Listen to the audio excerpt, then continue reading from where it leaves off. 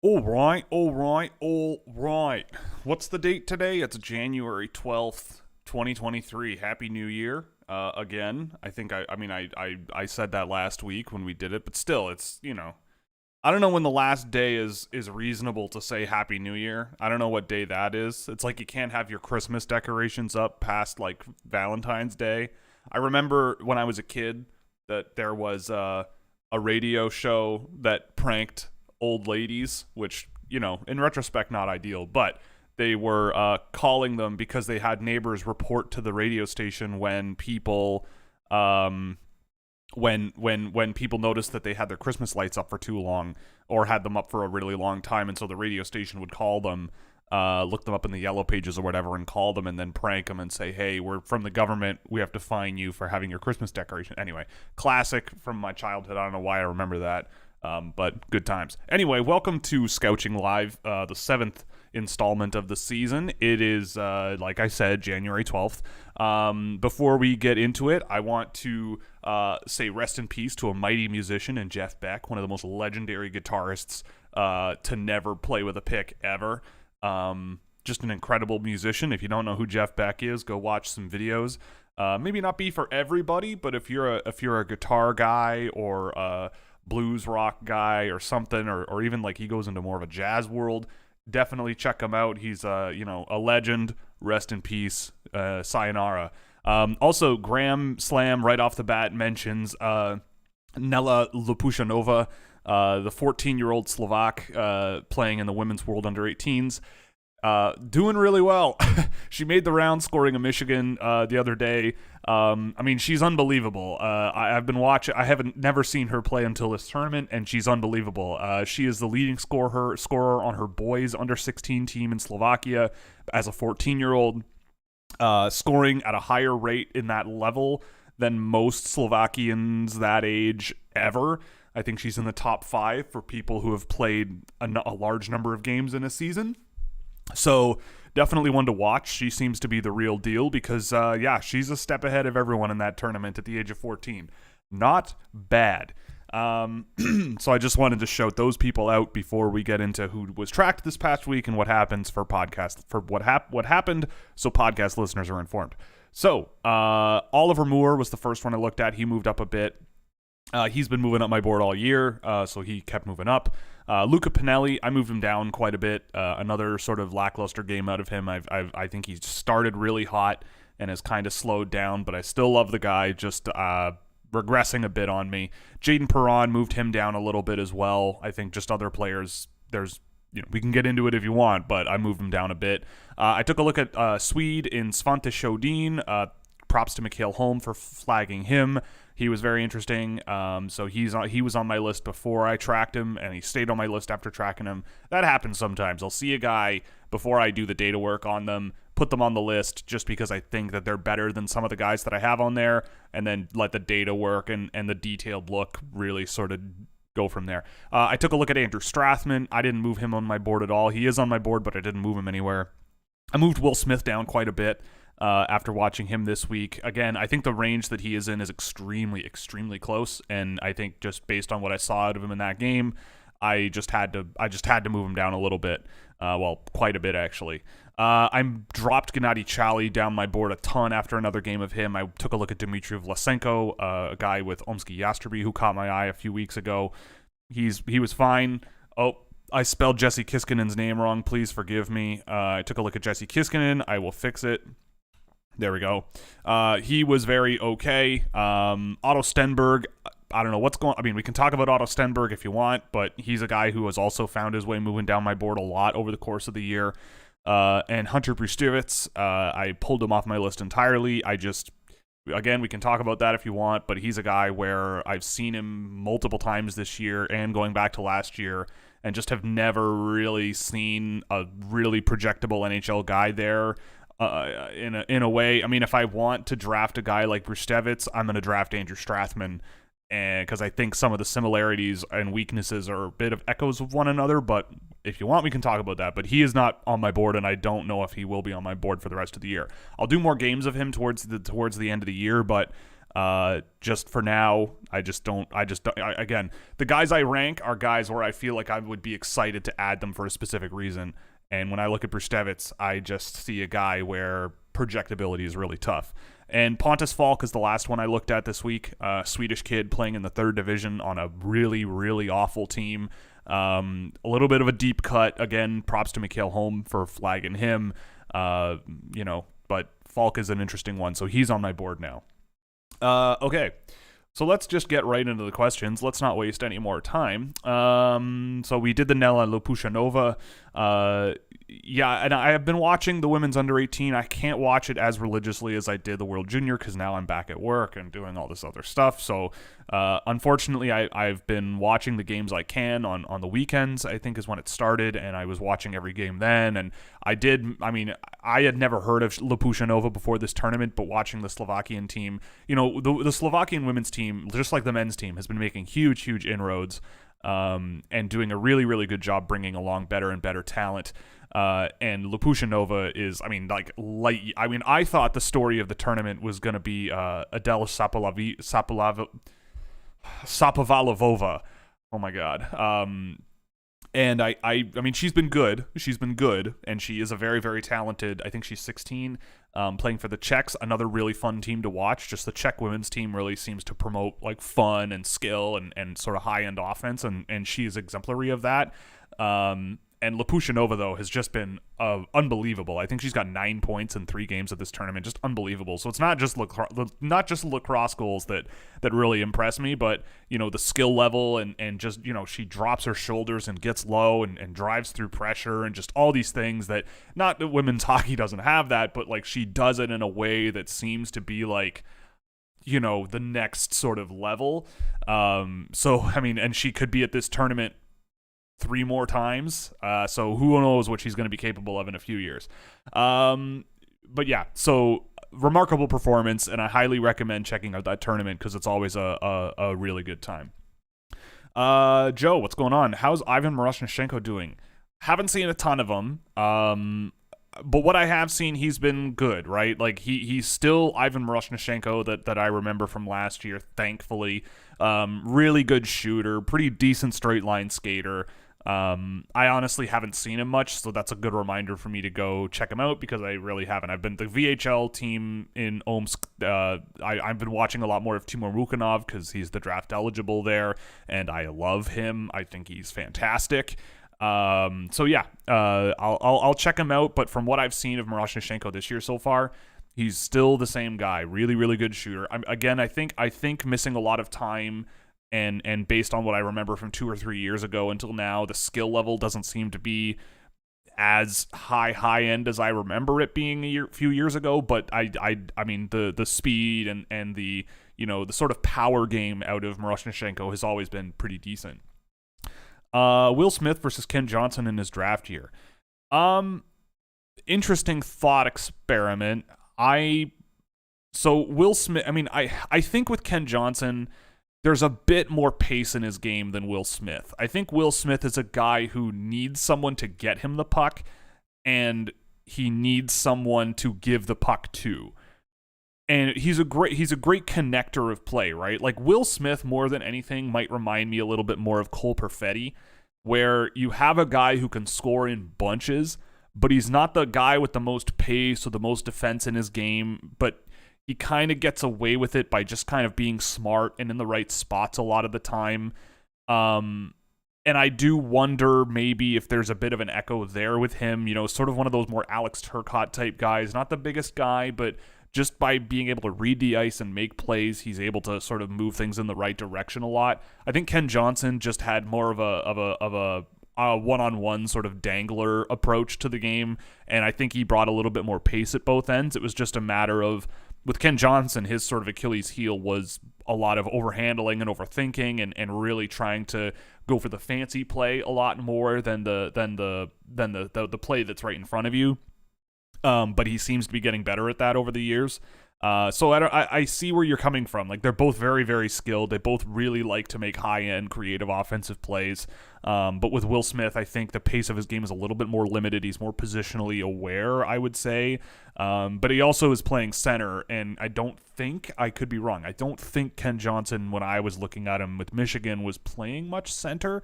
But I'd have to go back and look at my notes.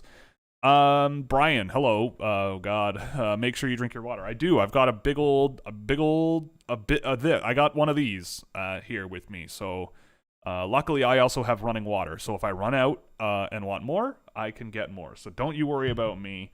And if I don't drink enough water, I've got my Michael Scott Pez dispenser that's gonna keep me honest. My manager is looking right at me. So you stay right there and just make sure I stay hydrated there, bud. Can you describe Michael Misa's style of play? What are your thoughts so far halfway through his rookie OHL season, and how does he compare with the other exceptional status recipients in your mind? That's a very good question. I will be perfectly honest. I have not seen enough of Michael Misa to give you a good answer on that. I spend so much time watching draft eligibles that I just haven't really had a lot of time. So take this all with a grain of salt. But what I have seen of Saginaw this year and Michael Misa, I mean, he's not, it's kind of funny. I mean, I again, grain of salt, but he's very much sort of an offensive rush guy. Like, whenever I watch him, and the things that I note about him that are really special is he juggles skill and speed really well in transition offensively. Like, he just knows how to cut through defenders and find lanes and get the puck up the ice and make plays off the rush. And, you know, he's not like fast like Connor McDavid is. Like, he's not that level of hockey player, but he brings a similar... Weird. My hood is green screened. Weird. Oh, anyway, that's not a hole in my hood. It's actually just the green screen. Anyway, distracted. But yeah, I mean, he does have sort of like echoes of that style of play, right? Like, if we're talking about exceptional players, he's not nearly as fast, not nearly as skilled, I don't think he's on that level, but that's kind of the style of play that you're seeing out of him. At least that's what I've noted when I've seen Saginaw. And again, I should probably go and watch more Michael Misa. I just, again, like, I don't have that much time to watch a whole lot of guys eligible for next year's draft that aren't, like, I right now these days, for a variety of reasons, I have been focused on either NHL draft eligibles or the re-entry guys, so guys who could go in the draft, or like junior draft eligibles. Like, those are the two age groups that I've been focusing on a lot over the last season. So that right in there is that pocket that I would miss Michael Misa in, and I didn't see much of him last year, but yeah, that's kind of where I see him. Other exceptional status recipients, I mean, I can't give you a good detailed thing on that, but I do think that he is a bit of a step ahead of most of them.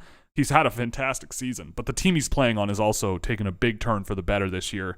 But I think he's also a relatively big part of that, and I think a lot of that comes off of his offensive rush speed and ability to make plays off the rush and just play with a little bit of a dynamic game and flow in his game, which I think is really neat. Is it fair to say Bedard has surpassed McDavid's D-1? I don't think so.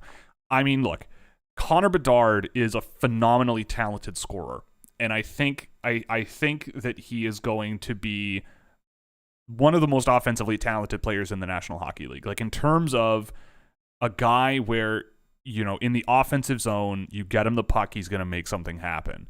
I think he's a very good offensive transition guy as well, but I will say, like, based on how he plays and all of these things, like, I'm not saying it won't work, but I'm very curious to see how his play outside the offensive zone translates to the NHL. Not saying it's bad. Let me get that out of the way. I'm not saying it's bad at all. He's going first overall. He's my number one pick. It's gonna happen. But when I look at Connor McDavid, I see a guy where you throw him over the boards at the NHL level and he's automatic. Like, he you know, and not just automatic in the offensive zone, right? Like, I mean, like, you put him out on the ice and you get him the puck in the defensive end, he's going to take it to the other end himself and make something happen. And he's a gifted player in terms of making that happen. And I remember watching McDavid in his draft year, and that's literally all he did. And now, granted, that's what Connor Bedard is doing, but I don't think he quite has McDavid's speed. I don't think he quite has McDavid's like forwards attacking skill that McDavid has. Like, he will come at you full pace, full speed, and dangle your pants off. Bedard kind of, he'll skate right at you, but then sort of stop up and pull the puck around and take a shot from somewhere and kind of have a little more trickery in his game, I think, than McDavid, which maybe it's going to equal itself out, right? Like, maybe you're going to have one guy who's more pacey and speedy and one guy who's just more tricky, which is fine, right? Like, I don't really care, which is what I mean when I say, like, I'm curious. I don't know. I mean, I think with Bedard, like, he's so gifted that I think, with Regina, it's very obvious that Regina is just saying, look, when you're on the ice, give the puck to Connor, and Connor, do whatever the hell you want. And that's great, but I can absolutely see why he's scoring so many points, especially when a lot of his points are also on the power play. Like, it's all incredible. Like, what he's doing is unbelievable. I don't know. Like, we're probably, this is why I don't really like discussions of, like, who's the best player in the league, or, like, who's the second through fifth best players in the league. Like, I think Bedard is going to end up there, especially if things sort of come along well in the weight room and a number of things over the next few years.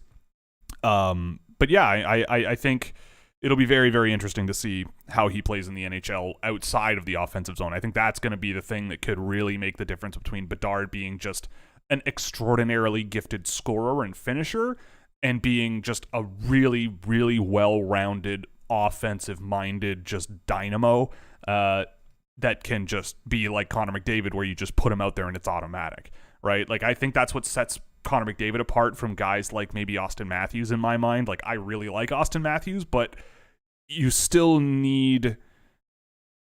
like, Matthews isn't necessarily, like, in the offensive zone with his shooting and flashes of playmaking. Yes, he's kind of like that automatic mode. And maybe Connor Bedard is going to be a little bit more like that, where it took Matthews a few years to sort of have a more complete game, but it benefited him very strongly to do that. And it might be a similar trajectory with Bedard, because I don't know. I just feel like McDavid is just so gifted in areas that so few NHLers have ever been as gifted as he is. And I mean, the same is true for Bedard, just in other areas, like the areas in finishing in the offensive zone. I don't know. I could talk about Connor Bedard all day if you want. Anything on Matteo Mann? Was he mentioned last week? I need to refresh my memory. No, he was not. Okay, so I have not heard of this player.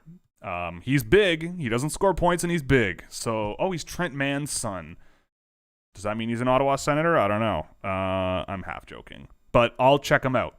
Yeah, I'll check him out. Do you have any info on some players who are just really good guys? I know interviews don't really happen right now, but I was just wondering.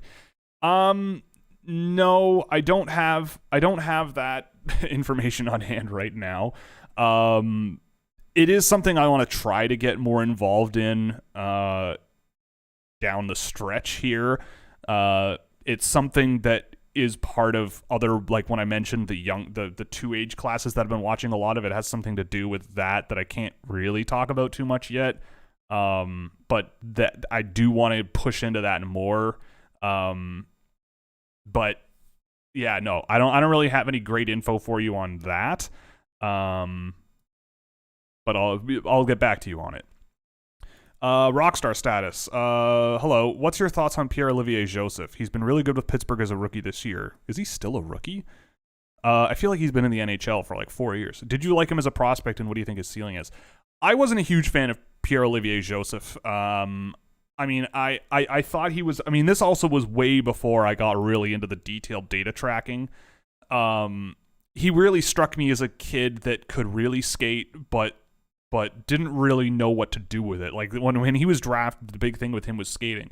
He wasn't the most productive guy. He wasn't his defensive metrics were not great, but he was really mobile. Like, it's kind of, to me, similar to, like, Tanner Molendyk this year, where you have a guy where he's sort of a blank slate, but he's a gifted skater. So it's like you can unlock a lot of tools and a lot of possibilities with a defenseman like that who can skate as well as he can.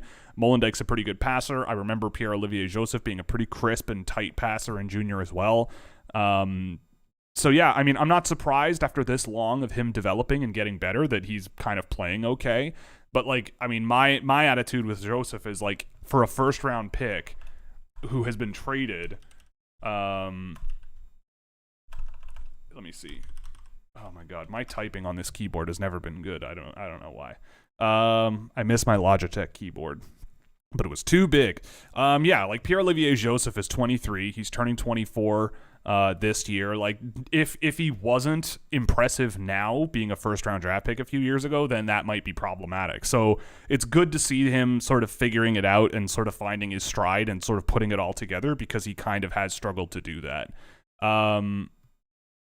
So yeah, I mean, I don't know. I've always kind of liked Pierre-Olivier Joseph. I remember in 2017, I probably would have not drafted him that high. But again, it's similar. Like, if someone drafted Tanner Molendyk at like 24 this year, I'd go, okay, like I could see it. I wouldn't say no.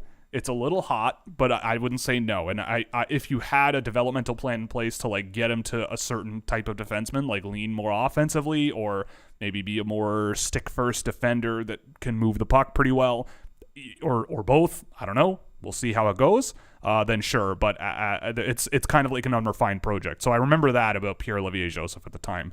So it's good to see that things are coming together for him.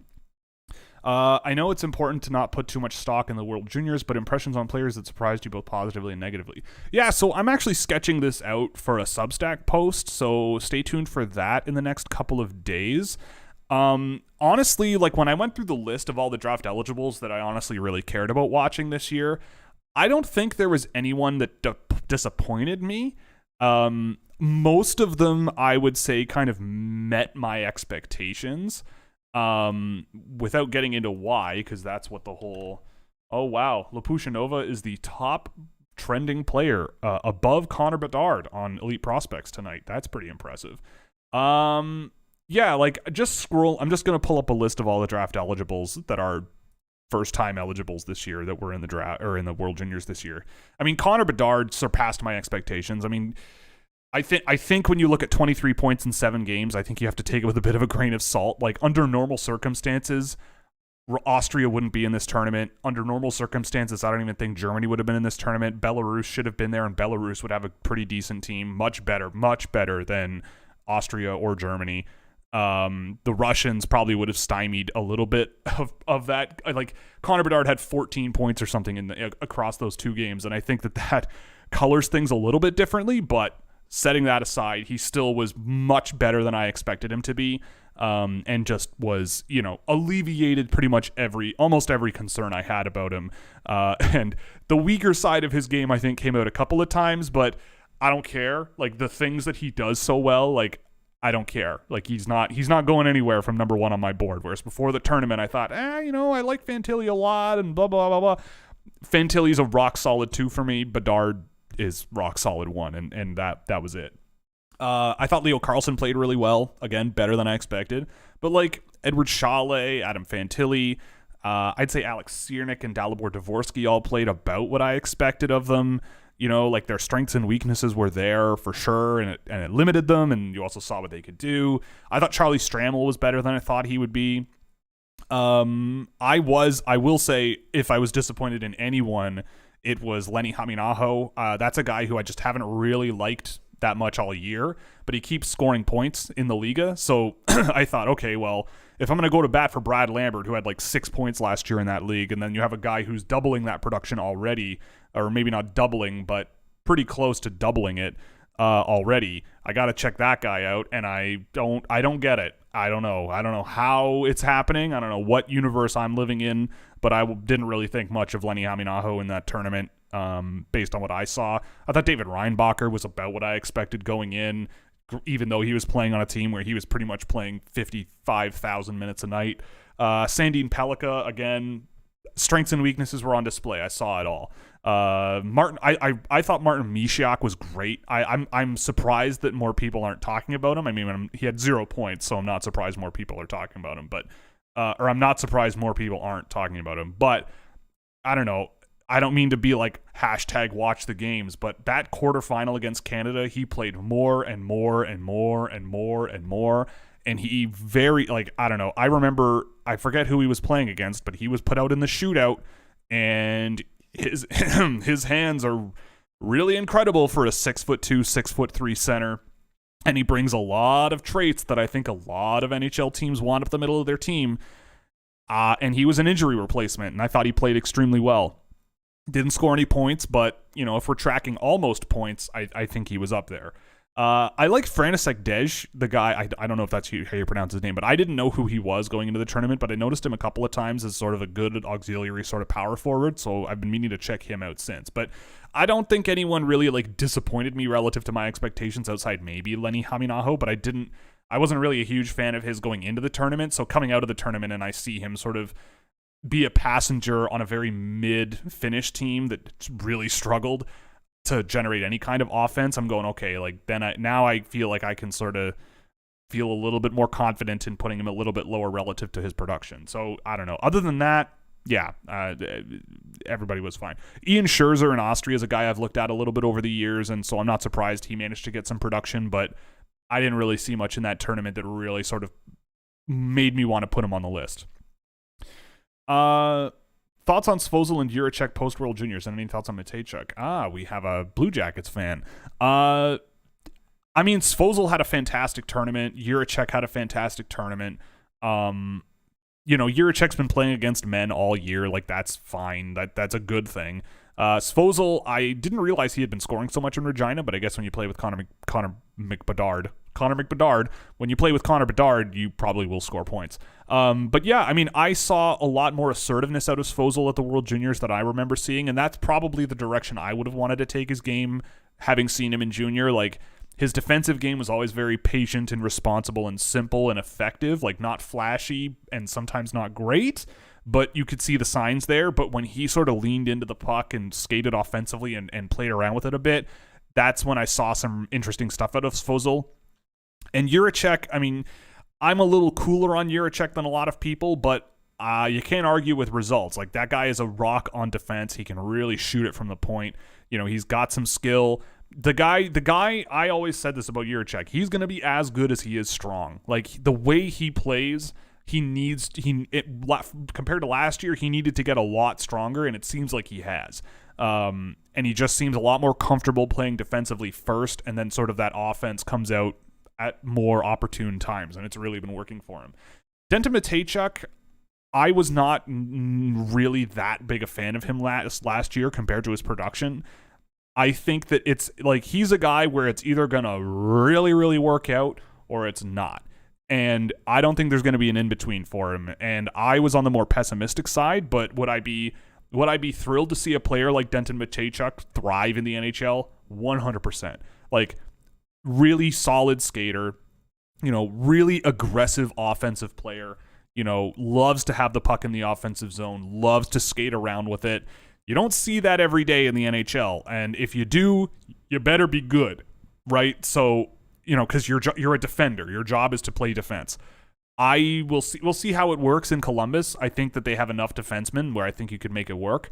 I worry about Matejchuk's defending in terms of when push comes to shove, in close quarters. I felt like his skating and mobility in multiple directions needs a lot of work. But I don't know. I don't want to be too picky. I think he's a solid defensive prospect. I wouldn't have drafted him where they drafted him, but he's there, and we'll see what happens. Not a good week for the small boys. Yeah, not great.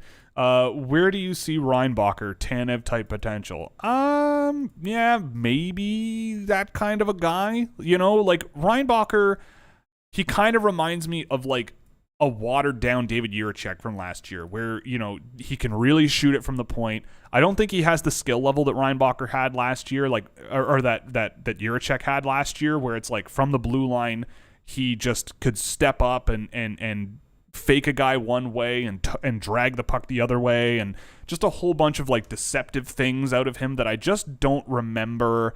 That I just don't really remember too much of. Seeing with Reinbacher. I think Reinbacher really wants to play like Jiricek defensively, where he's more physical, lays the body, snuffing out defensive cycles in his own end, but I just don't think he's strong enough there yet to really pull it off. And just quarterbacking rushes up the ice. He's really pass heavy and sometimes just not the best passer in that area. So maybe I would try to encourage him to carry the puck a little bit more. I know I'm getting way beyond the question you asked. I see him as like a late first guy, maybe, and you might get like I don't know where I have him on my board here. Yeah, like I have him at 35. I think that's reasonable. And if you wanted to, like, would I want him or Martin Michkov? I don't know. Like I would prefer Michkov, but if you really want Reinbacher, take Reinbacher. But I feel like Reinbacher's going to be gone by that time. Caden Price. Like Caden Price, for example, like he's almost a year younger than Reinbacher. Certainly not the same type of player, but and I definitely think that he might be one of the bigger boom or bust picks in the draft, Caden Price. If I think like with Caden Price, for example, you have a very, very solid chance that he's going to be disappointing. But the plays in isolation that he makes, and once in a while you see that are skill-based and sort of like working off of his edges and really sort of digging into the ice, making cuts and turns and deception and everything, you really want to encourage him to sort of lean into that a lot more. And if he does and it works, then you could have a really interesting player. But he also has a lot of warts. With Reinbacher, I don't think he has the warts, but I also don't think he has that upside. Like, I don't know. It depends on what you're looking for. But, I mean, I like Reinbacher. It's just he's kind of he's fine. Like, he's going to do fine. But I have guys like Price and even Molendyk ahead of him just because I love Molendyk's passing and his shooting and his skating. It's just so much more of what I'm usually interested in. But Reinbacher's been very, very good this year, and there are lots of tools to play with. Any thoughts on where the V's boys could go? Do you have any info on what the Pro Sphere thinks of them? Yeah, so I know that there are some people out there that really like Idar Suniev, like I do. I mean, the last few games I've seen of Suniev, I've just bumped him down my list over and over, and he's more in my high second round, and the same thing for Bradley Nadeau. The thing is, like, the other day, I was talking, I think, to Sam McGilligan and a few other people, and we were watching Idar Suniev, and the thought sort of crossed my mind of like, well, what have the BCHL guys of the past really done in the NHL, right? Like, look at the guys that are drafted out of the BCHL. Who are the ones that have actually really worked out, right? Like Kyle Turris was a 120-point guy, went top 3, didn't really work out.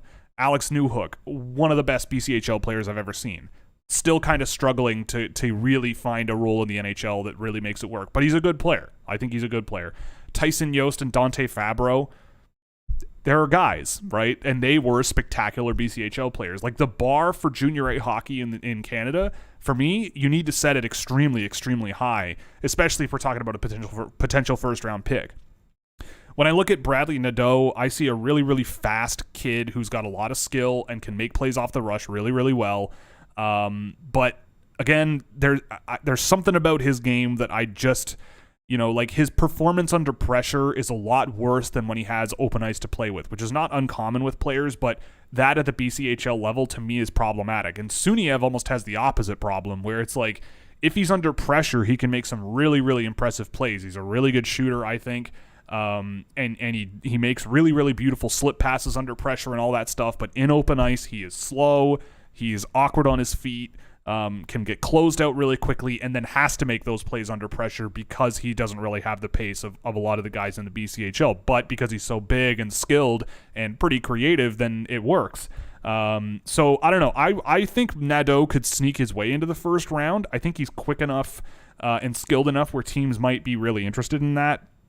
And I think Suniev, I have them ranked back to back, but I mean, Suniev, I feel like will go later, but I know there are people in the NHL that like Idar Suniev for sure. Your reactions to the WHL and OHL trade deadline. Man, I want to run an OHL team or something. I mean, even a WHL team, I don't care. I would love to get involved in this because this is a real fun time. I mean, I will be so fascinated to see what the Everett Silvertips can come out of with that gigantic Olin Zellweger trade. The Shane Wright trade was gargantuan as well, but the fact that you can't trade first round picks, I think kind of is unfortunate. I get why you can't trade first round picks in the OHL, but it kind of automatically made the price for Shane Wright a lot lower than the price for Olen Zellweger. And so, I mean, I don't think that's an indictment of Shane Wright whatsoever, but I just think it's really funny. And I don't know. My takeaway is I'm looking at the CHL and going, I want some of that. I want to get involved in this because this is wild. Like, if you have a really good NHL quality player, and I would be fascinated to see what they can turn things into. Edmonton, the Oil Kings, if they get all what they got for Dylan Guenther, what they can do to add to that stable. All the things, right? Like, I'll be so fascinated. Like, what is Mississauga gonna do with all the picks they got for Del Belluz and Del Mastro, and they traded Zachary Lavoie. It's gonna be awesome, and I loved it. It was crazy. If only the NHL were this daring, right? Like, you have Olen Zellweger, who is not going to be in the WHL next year, almost certainly. And the Everett Silvertips got a first-round draft pick this year, next year, the year after, and the year after that. 2026. I'll be closer to 40 when they're done reaping the benefits in the first round of that trade. That kid, I think, is 11 years old right now. That kid is not even in middle school. Blows my mind. It blows my mind.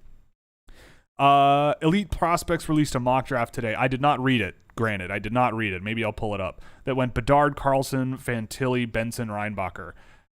Okay, I wouldn't order it that way, personally. I mean, I think Fantilli is ahead of Carlson, but if you really want Carlson, I understand why. I just disagree. Benson at 4, I think, is a bit steamy as well. I mean, I have Crystal at 4 and Benson at 5. I don't know. I think the draft really opens up after the first 3 when it comes to like who is likely to go to the NHL in the NHL draft. But I don't know. Reinbacher at 5 would blow my mind. I get it. I don't. I don't get it. I don't really get it with Reinbacher top 5. But I can see why NHL teams might want a guy like David Reinbacher top 5. I wouldn't do it, but here we are. I don't know. Why don't we just open it? I think it's on Rinkside. EP Rinkside. But yeah, I don't know. I don't know. I mean, Bedard's going 1, sure, for sure. Carlson going 2, whatever. I think the Columbus Blue Jackets at 3 very happily add an Adam Fantilli. Oh boy, my colors are all washed out again. That's bizarre. Okay, so that makes it go away, but that doesn't. Weird. Okay, well, I'm just going to open this on my page because that's ugly and I don't want to make you look at it. Zach Benson, I mean, I do not see the San Jose Sharks of 2023 drafting Zach Benson. I can't see David Quinn drafting Zach Benson or being cool with that. I just don't see it based on, where San Jose kind of went in the draft last year. Maybe in the second round they draft a guy like Benson, but I don't know. I don't see it. I mean, Reinbacher over Michkov. I'm not a big Michkov guy relative to like top 3, which he is to a lot of people. Like, he's moved up since I had my epiphany, whatever you want to call it, rant moment couple streams ago. But now that he's with Sochi, I've watched a couple of those games and bumped him up a little bit. And I mean, I would still much rather have Matvei Michkov in Arizona than David Reinbacher. Like, imagine Logan Cooley feeding Matvei Michkov, and imagine, do I think the Arizona Coyotes are going to go up on the podium and draft David Reinbacher if Matvei Michkov is on the board? 100%. I absolutely think the Arizona Coyotes are going to do that. If anyone is going to do it with an insanely high pick, it's going to be Arizona. Like, they traded a lot of their really valuable draft capital to draft Connor Geekie. I would never have done that. They are on a different wavelength than me. I could see this happening. It would be crazy, but it would be fun.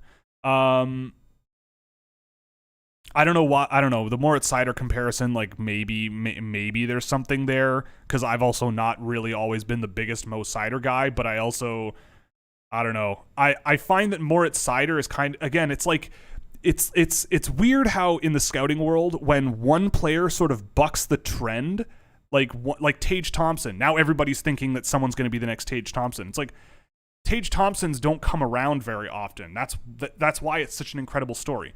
Moritz Seider, like I remember watching him in his draft year. He was good in the DEL from what I recall, and at the World Juniors that I watched him at, he was very, very good at that level.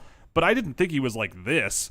And now everybody wants the next Moritz Seider. Oh, this guy playing in this obscure league who's producing decently well and plays physical and is a strong boy or plays like a strong boy.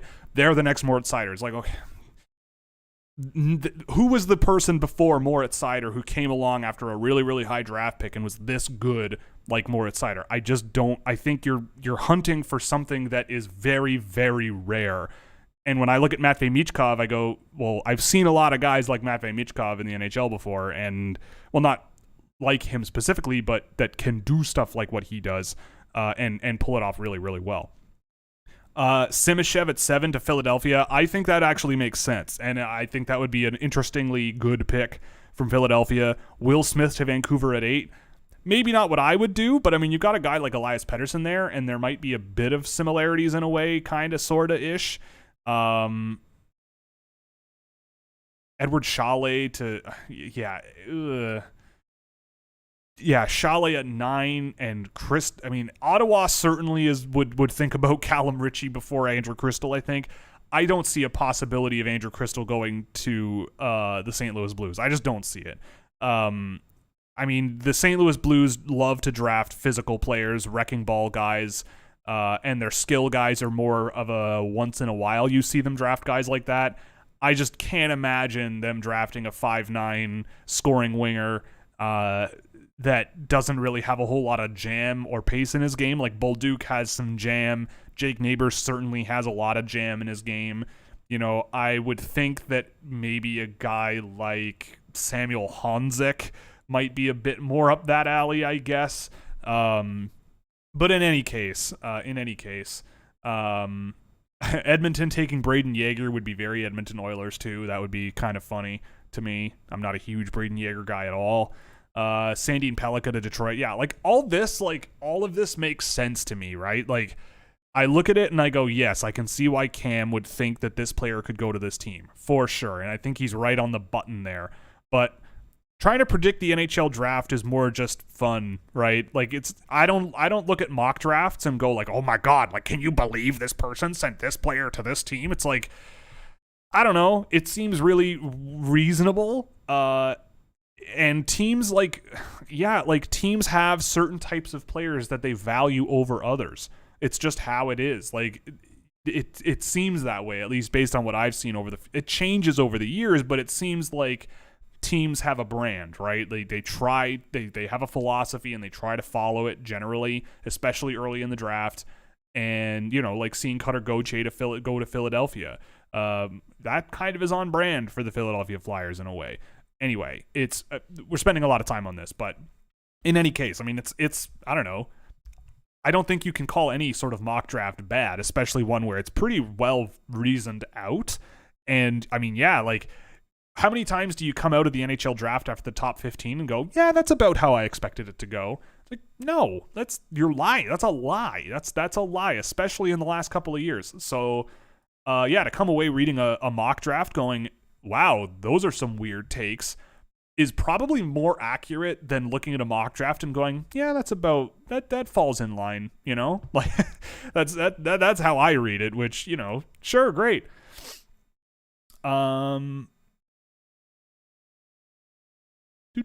Thoughts on Jason Shagabe? He's been well over a point per game Minnesota high school player since his 15-year-old season and is at 3 points per game for War Road. Decent small sample stats with Green Bay. I don't like him. I'm not a huge fan of Shagabe. I've watched him in the USHL predominantly. He plays Class A high school in Minnesota, which is very bad, especially compared to Double A high school in Minnesota. I don't know. I with Shagabe, I look at him and I go, I've got 85 guys number ranked ahead of him, and it's probably going to stay that way.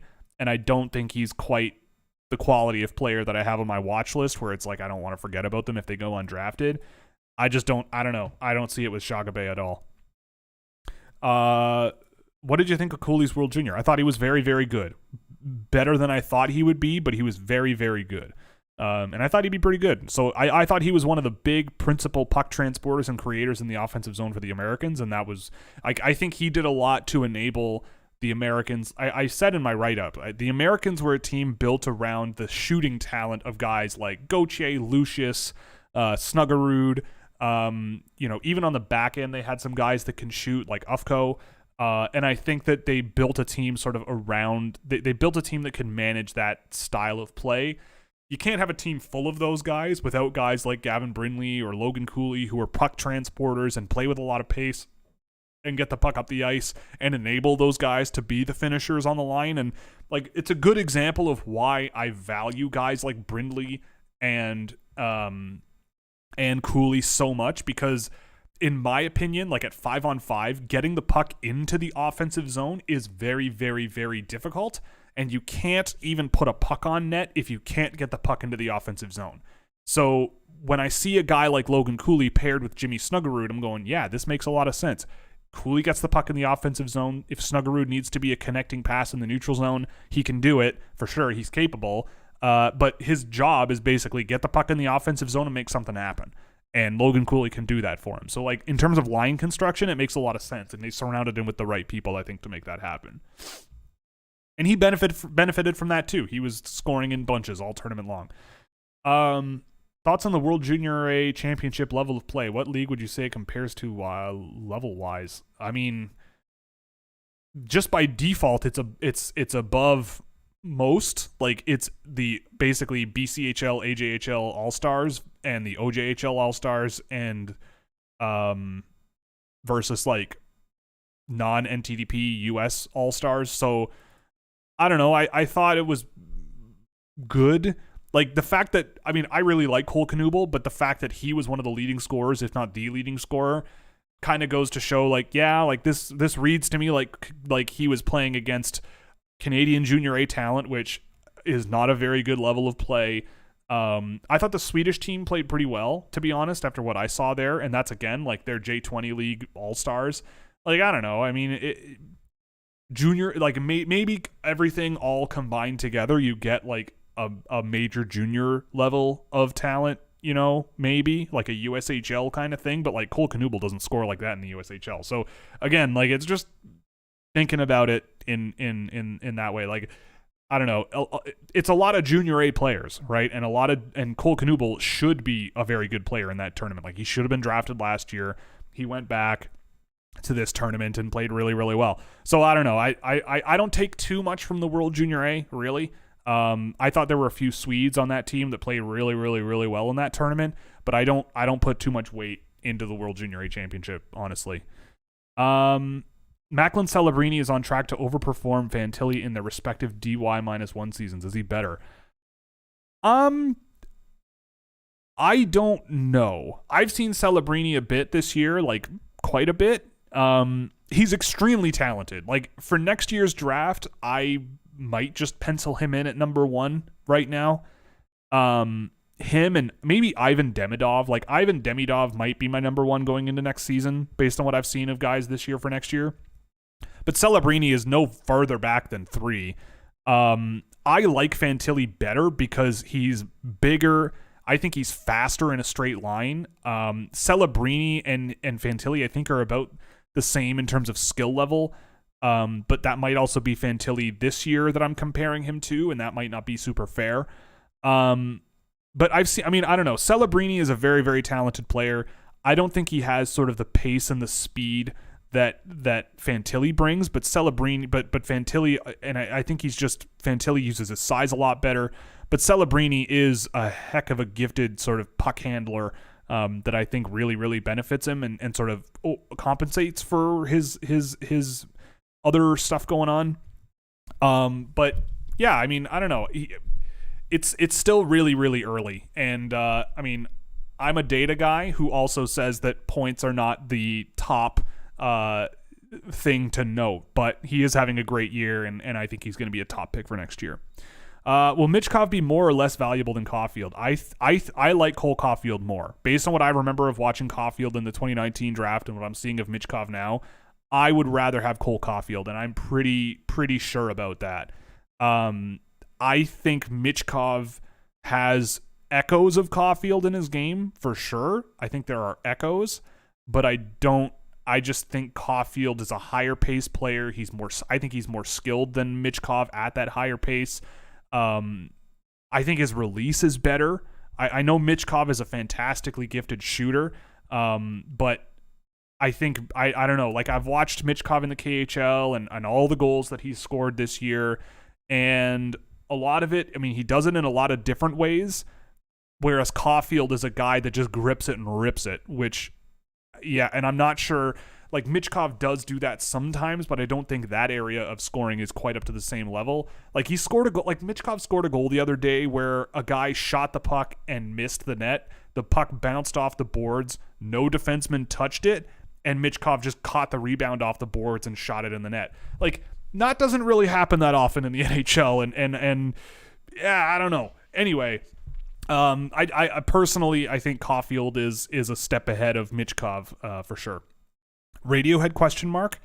Is that a real question? Radiohead was one of my favorite bands in high school. They were my like moody teenage angst band at the time. Like I listened to Amnesiac a lot when I was a kid. Oh my god, the album with the Bends. Is that the album name of the album? The Bends.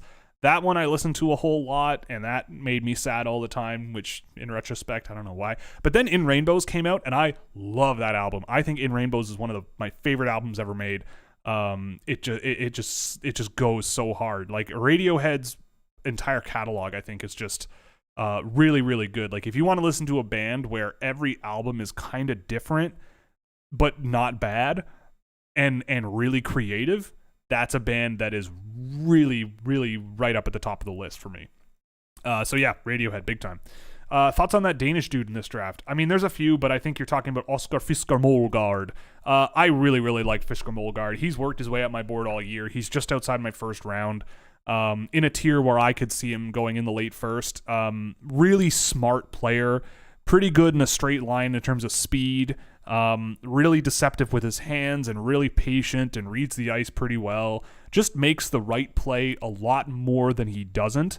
And I think there's a lot to work with Fisker-Molgaard down in the next few years. I'm not sure exactly what his upside is, but and I haven't seen him in a while, so I'll have to go back and watch him again because I've been meaning to, and I really don't mind watching Fisker-Molgaard. But of the guys in the SHL who have played a lot of games that aren't named Leo Carlsson, I mean, I think Sandin Pellikka has had some really impressive moments where you sort of go, okay, I can see flashes of a really high-end puck possession defenseman here, really high-end traits in defenseman that you don't see at a pro level, but he's not moving the needle at the SHL level as much. Whereas when I look at Fisker-Molgaard and how he runs transitions and how he manages the puck and plays in transition and just how smart he is and just simple but effective, it works a lot better. Like I've liked him more in the SHL than I liked Otto Stenberg. The game I tracked this week was of Otto Stenberg.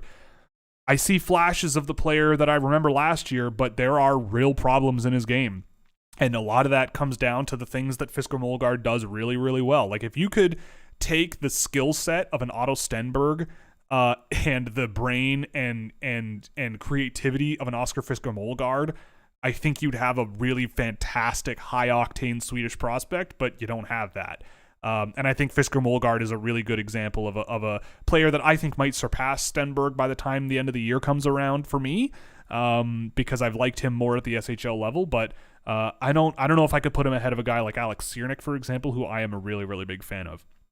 But like him versus Dalibor Dvorsky, I have thought to myself, wow, that was really impressive with Oscar Fisker-Molgaard more than I have with Dalibor Dvorsky personally.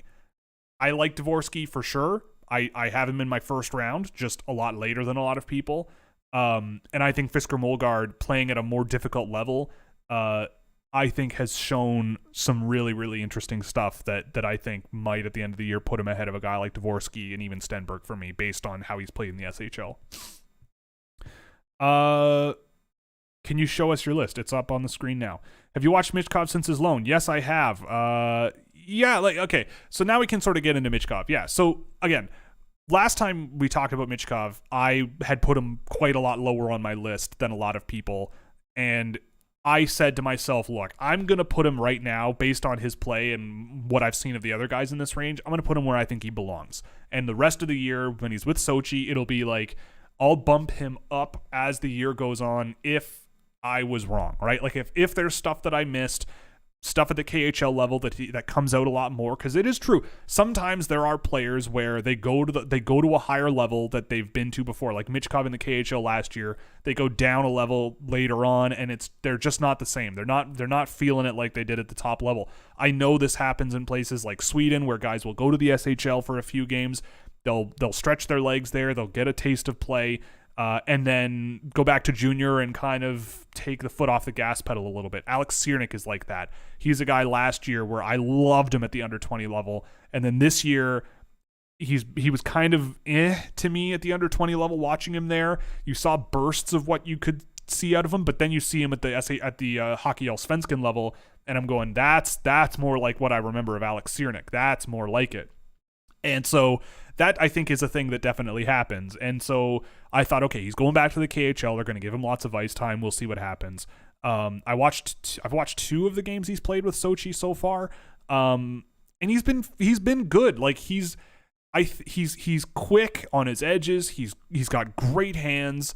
I still think that he's a work in progress, and I still think that like top 5 is a little much for me. Like right now he's at 12 on my list. I could easily, I think by the end of the year, put him ahead of Will Smith. Gavin Brindley would be a tough one. I know that on the surface that sounds ridiculous, but to me that's tough. I wonder about him one-on-one against a Dmitry Simashev. I feel like Simashev wins that battle based on what I've seen of Simashev. You know, and I don't know, like the range for me from 5 or 6 until 15 is really, really close. And Michkov is at the higher end of that range, but there's other guys that I think bring other things to the game that I personally look for a lot more of. But Michkov has been better with Sochi, I think. The hands are coming out a little bit more, and he's being a little bit more creative in terms of getting rushes started. And adapting to pressure. He does that pretty well when he got his head, when he's playing well, he's playing off pressure really well. When guys are on him, he's able to use his skates to sort of make quick turns and make quick passing lanes open quickly, and execute on those options. It's just, I don't know. I'll track a game of him with Sochi, because that's something I need to do as well. Because it's about that time where I check back in on Michkov. But I mean, I don't know. I can't lie to you guys. Like, I can't lie. The VHL games I saw of him, I look at him and I'm going, yeah, he's got 10 goals in 12 games. Great. But hockey isn't always just about scoring goals. And I think that there were a lot of things with Michkov that were really questionable. But with Sochi, I think things have sort of taken a step in the right direction. And I think he's settled himself down a little bit. I think in the VHL he was trying to do a lot on his own, and also simultaneously, like, they were getting him to cheat for offense a lot, whereas in Sochi I think he's tactically being used like more traditionally as a winger, which I think suits his projectability a lot better and really tests him, which I think is kind of necessary. I asked about them a while ago, but thoughts on David Edstrom and Caden Hamill. So I haven't had the chance to look at Hamill, but I have seen David Edstrom. I'm writing Caden Hamill down so I don't forget. But I have seen David Edstrom. I mean, I have him on my watch list. He's a smart kid. Like, he's a smart hockey player. He's usually in the right positions at the right time, feeding pucks to Noah Dower-Nilsson, and he sort of takes the reins and finishes. He's like, Brian, you're a Leaf guy. Pontus Holmberg-ish, right? Like, you look at Pontus Holmberg and you're like, how is this guy an NHL player? Like, he's not really quick. He's not super skilled. There's nothing that really jumps off the screen when you watch Pontus Holmberg play. But then you see him make the plays that he makes when he does touch the puck, and you're like, that's the right thing to do. That's an option. Yep, you could have done that. Yep, that's certainly a thing. Yep, that's certainly a thing. Like, he seems like a guy who knows his limitations and plays really effective within them. And I think Edstrom is up that alley. Maybe not to the same level. I think that's a little hasty to say, but I think Edstrom's a really interesting option that could fill out a roster with just how smart he is. And Caden Hamill, I have not seen anything of, so I will check him out as well. Some outfits seem to be ranking Karlsson over Fantilli. Do you think they have similar ceilings? Can Karlsson become the better player? I have Fantilli higher by a tier, and I don't know. I would struggle to put Karlsson ahead of Fantilli. I think they have similar brands of play, but I think Fantilli could learn a lot from watching a guy like Leo Carlsson, but I think Fantilli's talent level is higher. Like the skill level, the shot quality, the pace of his game, I think is a lot higher than Leo Carlsson. But Carlsson is much better, I think, under pressure. I think Fantilli has problems sort of anticipating pressure and making plays around it. And I think there's a little bit of work to do for Fantilli when it comes to making passes through pressure and bouncing off of guys and going into physical encounters or working around them in a little bit better ways, whereas that's a big strength of Leo Carlsson's game, where you got him pinned along the boards or you're pretty close to him in the offensive zone on an offensive entry. He'll look one way and send a pass a completely different way. He'll do all these things where it's like, yeah, you might think you have me, but you don't got me. And Fantilli, I think, is more of a, oh, this guy's coming to get me, I better chip it past him and hope someone's there. And generally, I've seen Fantilli kind of waste a lot of possessions that way, but he still scores like he does in the NCAA because he's that good and he's that fast and he's that skilled and he's that good of a shooter, but he also can make a play. So personally, I have Fantilli ahead of Karlsson. I think putting on my hockey man hat, I could see how Karlsson might go ahead of Fantilli. But in that case, I'm just happy to get Fantilli later on, personally. Who's the best pure goal scorer outside consensus top 10, maybe in your top 10?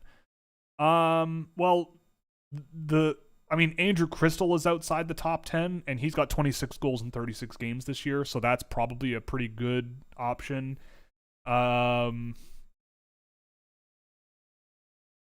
Ryan Leonard is up there. That guy also scores a lot of goals, and I really, really like Ryan Leonard. So maybe him, and he's not really ranked super high. Yeah, we'll go with those two. Those are probably the good answers. Sure. What makes Axel Sandin Pellikka so special?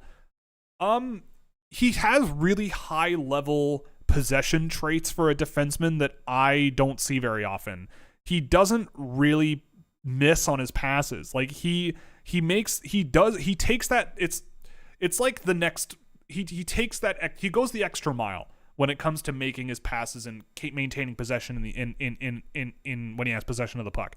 Like he'll make that extra move to make a passing lane more open. He'll make that extra cut with his feet to stop up on a guy and give himself some space. He'll take that extra step to sort of make the play easier for him to make. Really shifty off the blue line in the offensive zone, really good shot from the point. But to me, what makes him special is his ability to sort of juke and fake and look off of guys and create lanes and create space and all of these things using his feet and using his hands, that he just drives really, really, really good pass completion numbers against grown men. And you don't see that very often, especially for a defenseman. So to me, that's rare. And I think you saw the strengths of that at the World Junior, but I also think you saw some of the weaknesses in his game. He can sort of try to do a little too much from time to time and take on a little bit too much. But personally, I'd rather have him going out and trying these things and making mistakes, finding his limits, getting better, and doing all of these things. And I would rather him do that than coach him to be more reserved, because what he's doing usually works pretty well. So yeah, I'm a big fan of Sandin Pellikka. Maybe I have him ranked a little high, but I do really, really like him. How many of the forward prospects project as top 6 players at the NHL at the moment? I don't know. I mean, Bedard will be there, Fantilli, Carlson, Crystal, Benson. I think Oliver Moore could get there. Will Smith could get there. Gavin Brindley, I hope, gets there. I think he might be more of a good middle 6 guy. Michkov, I think, could be a top 6 guy. Leonard, I think, could be a top 6 goal scorer. I'd love to see Timur Mukanov in a top 6, but I feel like he's more of a middle 6. Riley Height could get there. I think Riley Height might get there. Alex Ciernik, probably not. Will Whitelaw, I think, is a boomer bust guy. He's either going to be a top 6 forward in the NHL or he's going to be a really good AHL player. I don't think there's any in between for Will Whitelaw. I've seen some spectacular stuff out of him, but I've also seen some really mind-numbing decision-making out of him that just really limits his game at the USHL level. So give him a few years in college, and I feel like maybe you'll get a top 6 player, but he's also going to Wisconsin, and I'm not sure what's going to happen there, but we'll see what happens. I don't know. But yeah, he could be a thing as well. So I don't know. Whatever number that is, Chalet I think could get there, but maybe not. I'd say relatively confidently, Height, Leonard, Michkov, Smith, Moore, Benson, Crystal, Carlson, Fantilli, Bedard. That's 10. Seems somewhat reasonable. There might be some that sneak in there down the board, like maybe Quentin Musty, maybe Matthew Wood, maybe a Charlie Stramel could get in there. If you shelter him right, maybe Braden Yeager, but I'm not nearly as I'm not nearly as high on those guys as others. Daniel Boot as well. Like, there's a lot of guys where you could put them in the top 6, provided they have certain types of players to sort of help them out. And I would put guys like Boot and Yeager in there for sure. Have you seen any Alexis Davio? Yeah, I've seen Alexis Davio a little bit here and there. I haven't tracked him. I've been meaning to. I have the game downloaded, or 2 games downloaded, and I just haven't yet. I like Alexis Davio's skill and forward skating, but I don't know. I've seen some not so good stuff out of him. I don't know if I would draft him, but I also won't tell you that certainly until I do some data on him. So I'll make a note to do that because I've been meaning to for literally a month. So I'll check him out. And Tristan Bertucci, I have not seen much of at all, so I will put the name down and watch so that I do not forget. I feel like I've seen Tristan Bertucci play, but I don't remember. Okay. Thoughts on Tommaso DeLuca? Will he be drafted? Again, another guy that I haven't seen much of since the beginning of the year. He's not on my list to be drafted. I remember watching him last year and thinking he was a decent he was a good shooter, a decent offensive rush guy. At least in a straight line, but I don't know. I haven't seen enough of DeLuca this year that really gives me a ton of confidence, but I also haven't seen enough to be certain about that. So that's also a good reminder to check him out. So I appreciate it. Have I watched Lucas Moore? Yeah, I've seen Lucas Moore with Hamilton a little bit here and there, and I'm not totally sold on Lucas Moore really personally, like as a guy that I'm super interested in. I know he's scoring a lot of points, but I personally don't see it. Like, he's decently skilled, moderately mobile, but I don't think it's enough to be a guy where I'm like, okay, he's 5'10" and it'll work. Not saying it's impossible, but just, again, when I look at my list, who am I going to put him above? Like Arvid Bergstrom? Probably not, right? At least not in my experience. Like, maybe he could be a watch list guy based on who's on that list, but I don't know. I like to put all players that are a lot more fun to watch on that list as opposed to guys like Moore where I'm like, maybe it works out, but I don't know. What are the main flaws in Bedard's game? Well, I mean, I feel like I have to choose my words extremely carefully here, but I don't know. I don't think you're drafting Connor Bedard to play defensive hockey. I just don't like. He's a good breakout guy for sure. Once the puck does get free and gets on his stick, that's no problem. That side of defensive hockey, he'll get the puck out of your own zone for sure. But, I don't know. You saw him get burned a few times in the World Juniors, or very nearly have things really go poorly for him when he's taking on a lot of responsibility, allowing guys to get close to him, and he's trying to deke them out and he's trying to deke them out and get around them, and it's just not, and it just doesn't work. I forget what it was. He was overhandling the puck near the blue line because that's kind of where he does like to work. And he skated back on the back check, blew a tire, went in face first, missed on the check, and Slovakia. I think it was Slovakia, and they scored. I could be wrong. But that was a good example of a guy where it's like, you're unbelievably talented, but I'm curious of what works and doesn't in the NHL and what he can sort of get done. I'm not super concerned, but you don't want your top generational pick skating around the offensive blue line and baiting guys to take him on at the NHL level and then have a rush coming the other way. And that's often a bit of a problem. So I don't know. Sometimes there are times he can take on a lot on his own, and when it works, it's impressive, and when it doesn't, it can backfire big time. And when I watch him play defensively, he's hanging out in support position, in open ice, being a guy where you're not drafting him to be a grindy, bangy, smashy guy along the boards, which is fine. Like, it's fine. We're talking about the guy that is certainly going first overall, but I'm just saying these are the things in his game that you kind of don't see. He's much more of an open ice guy who really sort of needs space to play with. But in the offensive zone, he's a lethal threat. Who's the Gleb Trikazov of this year in terms of underrated with high end skill? Timur Mukhanov. Same team. Same team. No. Mukhanov has played all year in the VHL. Trikazov didn't. Mukhanov rocks. He's 5'9", I think, but unbelievably skilled, unbelievable shooter, works his tail off at both ends of the ice. Like, if he's there in the third round, like for the team scouting picks this year, there's a first right now before the NHL trade deadline. There's a first round pick and 2 third-round picks. If he's there in the third round, if I end up with like Dmitry Simashev at the end of the first round, and which maybe won't happen, but fingers crossed, and Mukhanov in the third round, and add him to the band of merry Russians I've got in there with Pashin and Gushchin and Trikazov, I'm more than happy. Because I love Timur Mukhanov, and I think he's got potential to be a fantastic player. There was a game I watched a couple nights ago with a few people, and it's a concept of like almost points, where it's like really, really nice plays, but maybe the guy he passed it to missed the net, or the goalie made a great save, or the goalie just, I don't know, wasn't the best placed shot. And Mukhanov probably had like 4 almost points in that game. So he's a guy where I feel like down the stretch of the year, his production in the VHL might regress positively based on what I've seen. In a lot of metrics at the VHL level, he was better than Matvei Michkov. But that guy just plays the style of play that I love, and I am a huge Timur Mukhanov fan. Thoughts on James Hagens? Remarkably skilled guy, obviously scoring in bunches. I've seen a bit of him over the year.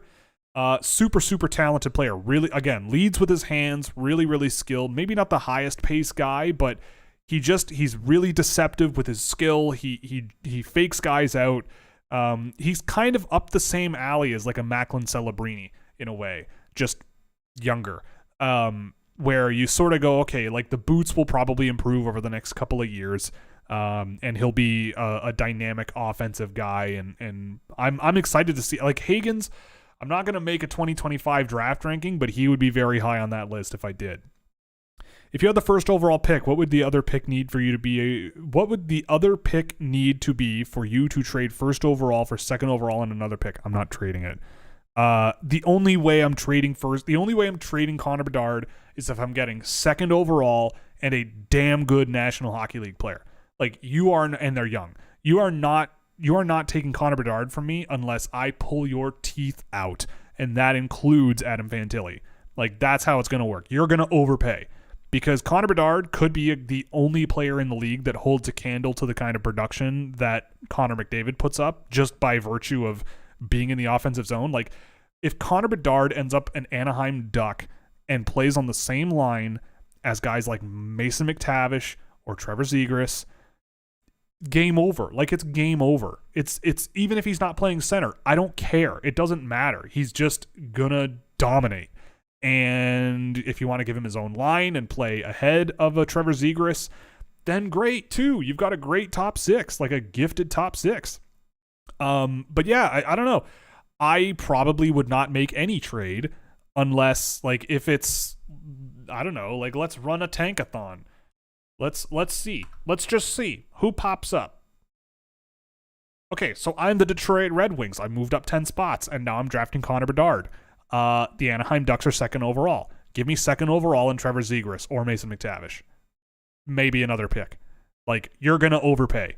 And I know I'm going to get, for sure, a very good, tangible NHL asset and the second overall pick. Anaheim would never make that trade, and I think Anaheim with Adam Fantilli would be darn good, but I'm not making that trade. Connor Bedard is bananas. Bananas.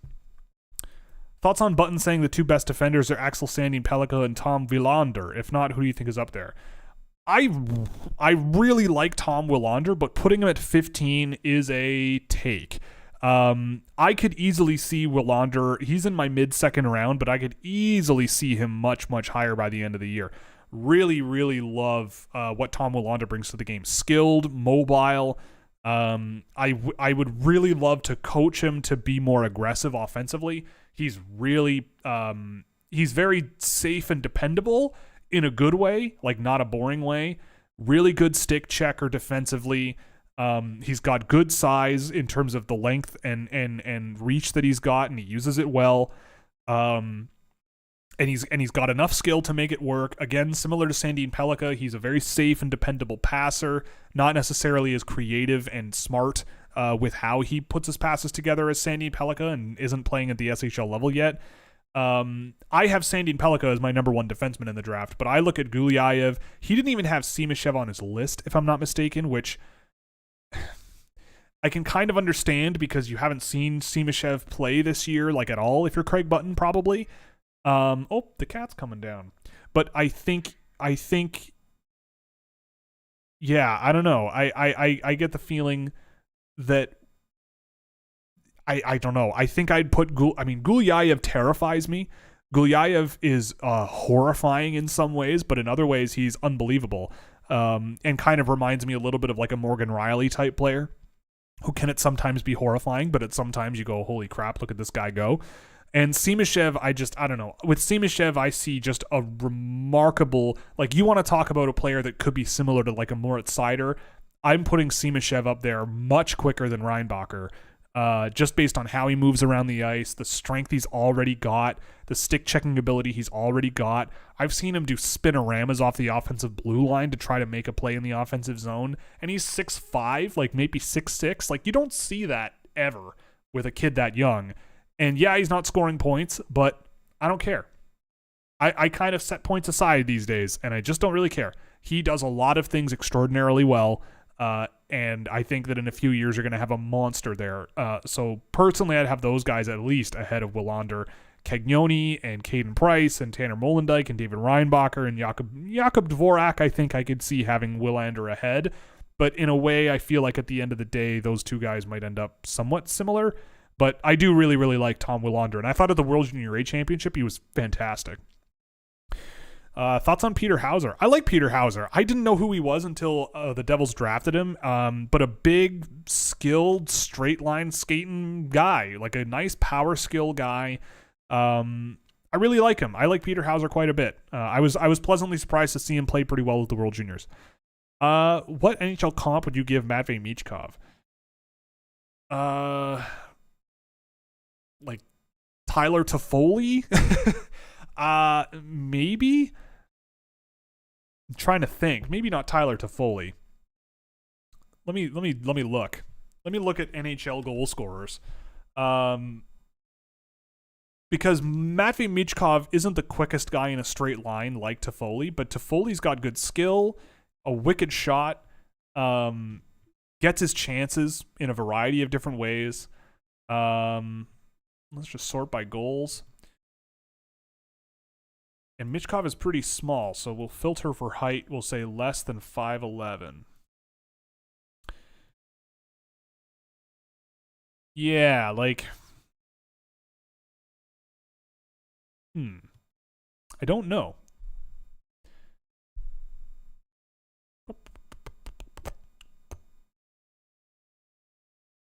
good question. Because I don't know the answer.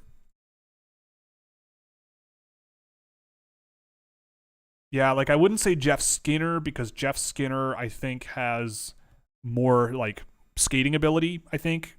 Like straight line and adapting to pressure and everything. But Michkov's pretty close, I'd say. It's not that crazy. Something, I don't know, something up that alley, I guess, would be my estimation. Longtime podcast listener to my New York City commutes. Oh, right on. Thank you very much. Yes, I am trying to grow facial hair. I've never done it before in my life. And this is literally the only area of my face that like grows reliably, unless I want like this and like this, which I don't like. I don't want that on my face. I don't think that would look nearly as solid. But the reviews so far have been positive. So right now it's here to stay. I'm sure in my morning delirium one day I'll be shaving my face and accidentally shave it off, but that hasn't happened yet. Is it off base that Chalet reminds me a lot of Natchez? I don't really see a comp there. I think Natchez is a more skilled and sort of attack-minded forward than Chalet. Chalet is more of a lower pace, sort of anticipating and reacting type player. Just being in the right place at the right time, and you don't notice him a lot, and then he has 2 points on the score sheet at the end of the night. He's one of those guys. That's what he kind of reminds me of. But yeah, I see what you mean. I think that Natchez is a bit more of a high skill, high octane sort of north-south guy up the middle, and Chalet is more of a winger that plays off of faster players really, really well and sort of chips in here and there in really positive ways. You should give more goalie takes. Oh God, I remember you were a fan of Sergei Murashov last year, and he's been lights out for the season. Yeah, it's funny. Since I work with McKean's, I have access to Instat, and last year I started pulling Instat data for goalies. So I'll show you what that looks like, and this is on the Patreon sheets. If you're a patron of the channel, above $5, I think you get this. And if you want the full version, it's $25. So basically what I do is I pull goals against average and the expected goals against average from there. But I also use their shot maps and run the math on my own to calculate shot attempt or shot save percentage shots on goal save percentage. So I don't include block shots or anything like that. Just save percentages for high danger areas and high and medium danger areas shot attempts, and also the percentage of shot attempts coming from those areas. So the funny thing to me is Thomas Suchanek was a standout in pretty much every category there. Tons and tons and tons of workload for the second straight year with Tri-City, which checks out. Checks out, get it? Because he's check, you see. And huge workloads, pretty decent save percentage for huge workloads. And the same thing can be said for Sergei Murashov. He faced a pretty heavy workload last year playing for Loco 76, who are bad. And saved a lot of pucks, and he's playing with the better team, and he is extraordinarily good. So honestly, like goalie stuff to me, if you save a lot of pucks multiple years in a row and like save a lot of pucks, and you look at where those shots are coming from, and if you face a high workload, those two things in conjunction are what you're looking for. A guy like Thomas Suchanek is kind of like Jacob Fowler this year. Like looking at his data, I need to update this. This is kind of old, but Jacob Fowler is facing like 30 shots a night and is a 900 goals against or a 900 save percentage guy. But if you look closely, 53 or 50% of the shot attempts against him are high or medium danger. That's a lot. That's a lot for a whole game, and he's got an 881 save percentage from that range, which is, I believe it looks like the third highest. But if you sort this by dangerous save percentage right now, so you've got Trey Augustine, who has a much lighter workload, 39.7% versus 49% for Fowler in terms of dangerous, the percentage of shot attempts against them that are dangerous, or shots on goal that are dangerous. Augustine gets a lighter workload and has a 900 save percentage from medium danger and high danger combined, which is great. And in high danger, he's a 900, which is also great. But he also has a lighter workload from that area than Jacob Fowler.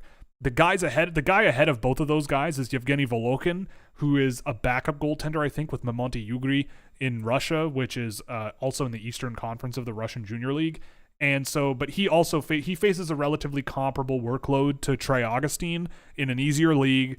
and has a .903 save percentage from dangerous spots. So Fowler and Hrabal have difficult workloads and save a lot of pucks from that range, which to me checks a lot of boxes for what I'm looking for. And guys like Hrabal have a really long history of saving a lot of pucks, which is why I feel relatively confident ranking that guy relatively high. So yeah, I mean, that's as far as I go with goalies. Draft the goalies that save a lot of pucks, and draft the goalies that save a lot of pucks over multiple years combined, and nowadays I can also say draft goalies that face pretty heavy workloads and save pucks in those workloads. And that's all 5-on-5, by the way. I should note that as well. That's 5-on-5 save percentages. Because obviously adding power play and penalty kill would skew things significantly. Does Axel Sandy and Pellikka project as a first pair defenseman? I think it's possible. First pair offensive defenseman? Yeah, I think it's possible. Maybe top 4 I think is more reasonable, but top pair. Does Xavier Simoneau give you any Yanni Gourde vibes? I don't know Yanni Gourde's style of play enough to give you a good answer on that, so I'm going to take a pass on that, I guess. Especially because Simoneau is like a little bit further along, and I mean, he's played extremely well with Laval for sure. Granted, I've seen a little bit of Laval this year. He's played very well. I hope he plays in the NHL. I've always loved Xavier Simoneau, and I think I had him ranked a couple of times. But, I mean, it just goes to show that, for me, I should trust my gut a little bit more with really high-intensity dudes, even if they're small, because him and Raphael Harvey-Pinard are smaller guys that play with a high motor that I've liked over the years and just have sort of gone, I'm not sure, I don't know. The NHL is really hard. But those guys skated hard enough, worked hard enough at both ends where it's like, you know what? You can kind of see. Any thoughts on Gabriel Struk? He's 19 and undrafted, but lighting it up on Kelowna this year, and was one of the best players at the World Juniors, in my opinion. I think he should get drafted as an overager along with Tiacek. I thought he was good at the World Junior. I wouldn't be surprised if someone gave him a mid to late round pick. I don't know. I mean, 19-year-old kids doing really well in junior, like, he's been good. I don't know. I feel like he's one of these guys where if you really wanted him in like the 4th, 5th, 6th, 7th round, I'm not going to get in your way. I don't think there's going to be that many really, really exciting guys left at that point anyway, and I feel like he could be fine. I don't know. I always sort of err on the side of caution with older, bigger, junior age players that have previously been undrafted. I thought Tiacek played pretty well with the World Juniors for sure, but I don't know. I pulled him off my list because I don't know. I still love him. I hope for the best, and I hope that a team if not draft him, but sign him one day. Because when I've seen him in the Czech League this year, he's been much worse than he was last year. But I don't know. In my heart of hearts, I really still hope he gets drafted. In my world, I would have already drafted him. So we'll see what happens with him. What do you think of Cam Robinson saying Anaheim has Fantilli at 3 right now? I don't know. It's fine. What are your thoughts on Josh Wawa after the World Juniors? Josh Waugh was Josh Waugh at the World Juniors. That's what he was. He was a good complementary guy for the 2 best players in the tournament. I don't think that's controversial. He made some nice plays. He had that one fantastic shift on the penalty kill. He was more resilient under pressure than I expected him to be, for sure. He has pretty nice hands in tight. He had some nice moments. I think there was a goal he scored where he faked the goalie one way with his hands and put the puck in the net on the other side. I think he's been interesting, but I also feel like if he was on a second or third line on that team, he definitely wouldn't have done what he did, because Connor Bedard and Logan Stankoven were extraordinary. And I think Josh Waugh was a good complement to those guys for sure. Like, it's funny. People were saying, oh, like, Connor Bedard really likes playing with Josh Waugh or Wawa or whatever. It's like, if I was Connor Bedard, I'd really like playing with Joshua Wawa too. I probably would too, because it's like, I'll have the puck a lot. You just give me the puck and let me play with it, and you go to the net and clean up the trash. And he can do that. That's fine. My whole thing with Joshua Waugh is in the context of an NHL draft. Are you drafting a player that plays that way at the junior level and has the issues that he has elsewhere in the game? To me, no. The answer is no. but I am not surprised that he has found a way to score at the junior level by being in the right place and just doing the things that your Pee Wee coach always told you to do. Stick on the ice, go to the net. Stick on the ice, go to the net. If someone's on you, try to kill time and find a teammate. That's what he does really well. So could you plug him into the NHL and maybe get something out of him? I don't know, maybe. But to me, like, I look for a player like that through free agency or, you know, re-entry draft picks or what have you. But we'll see. We'll see. He had some good moments, like some moments where I'm like, I don't remember seeing that in the QMJHL. But yeah, he's still Joshua Waugh to me. Still the same guy. Thoughts on Ethan Gauthier? I don't have him ranked. The only Q guy I have ranked is Etienne Morin. I don't know. I'm just not a huge Ethan Gauthier fan. I don't see it. I know people have him in like their top 20, and I don't see it. I've done a few games of Ethan Gauthier to this point. I've watched some video of him without doing data. You know, he's a moderately skilled guy. He's got quick edges and can spin off pressure pretty well. He's a bit physical, I guess, at times, but I just don't see it. I don't see it. Thoughts on Adam Gajan and Thomas Milic at the World Juniors? That they made a case to be picked. Gajan, I mean, you got to be really, really careful. I don't know. I don't know how young you are, and this goes for anyone in the room. Like, there are often goalies who come to the World Juniors and do unbelievably well.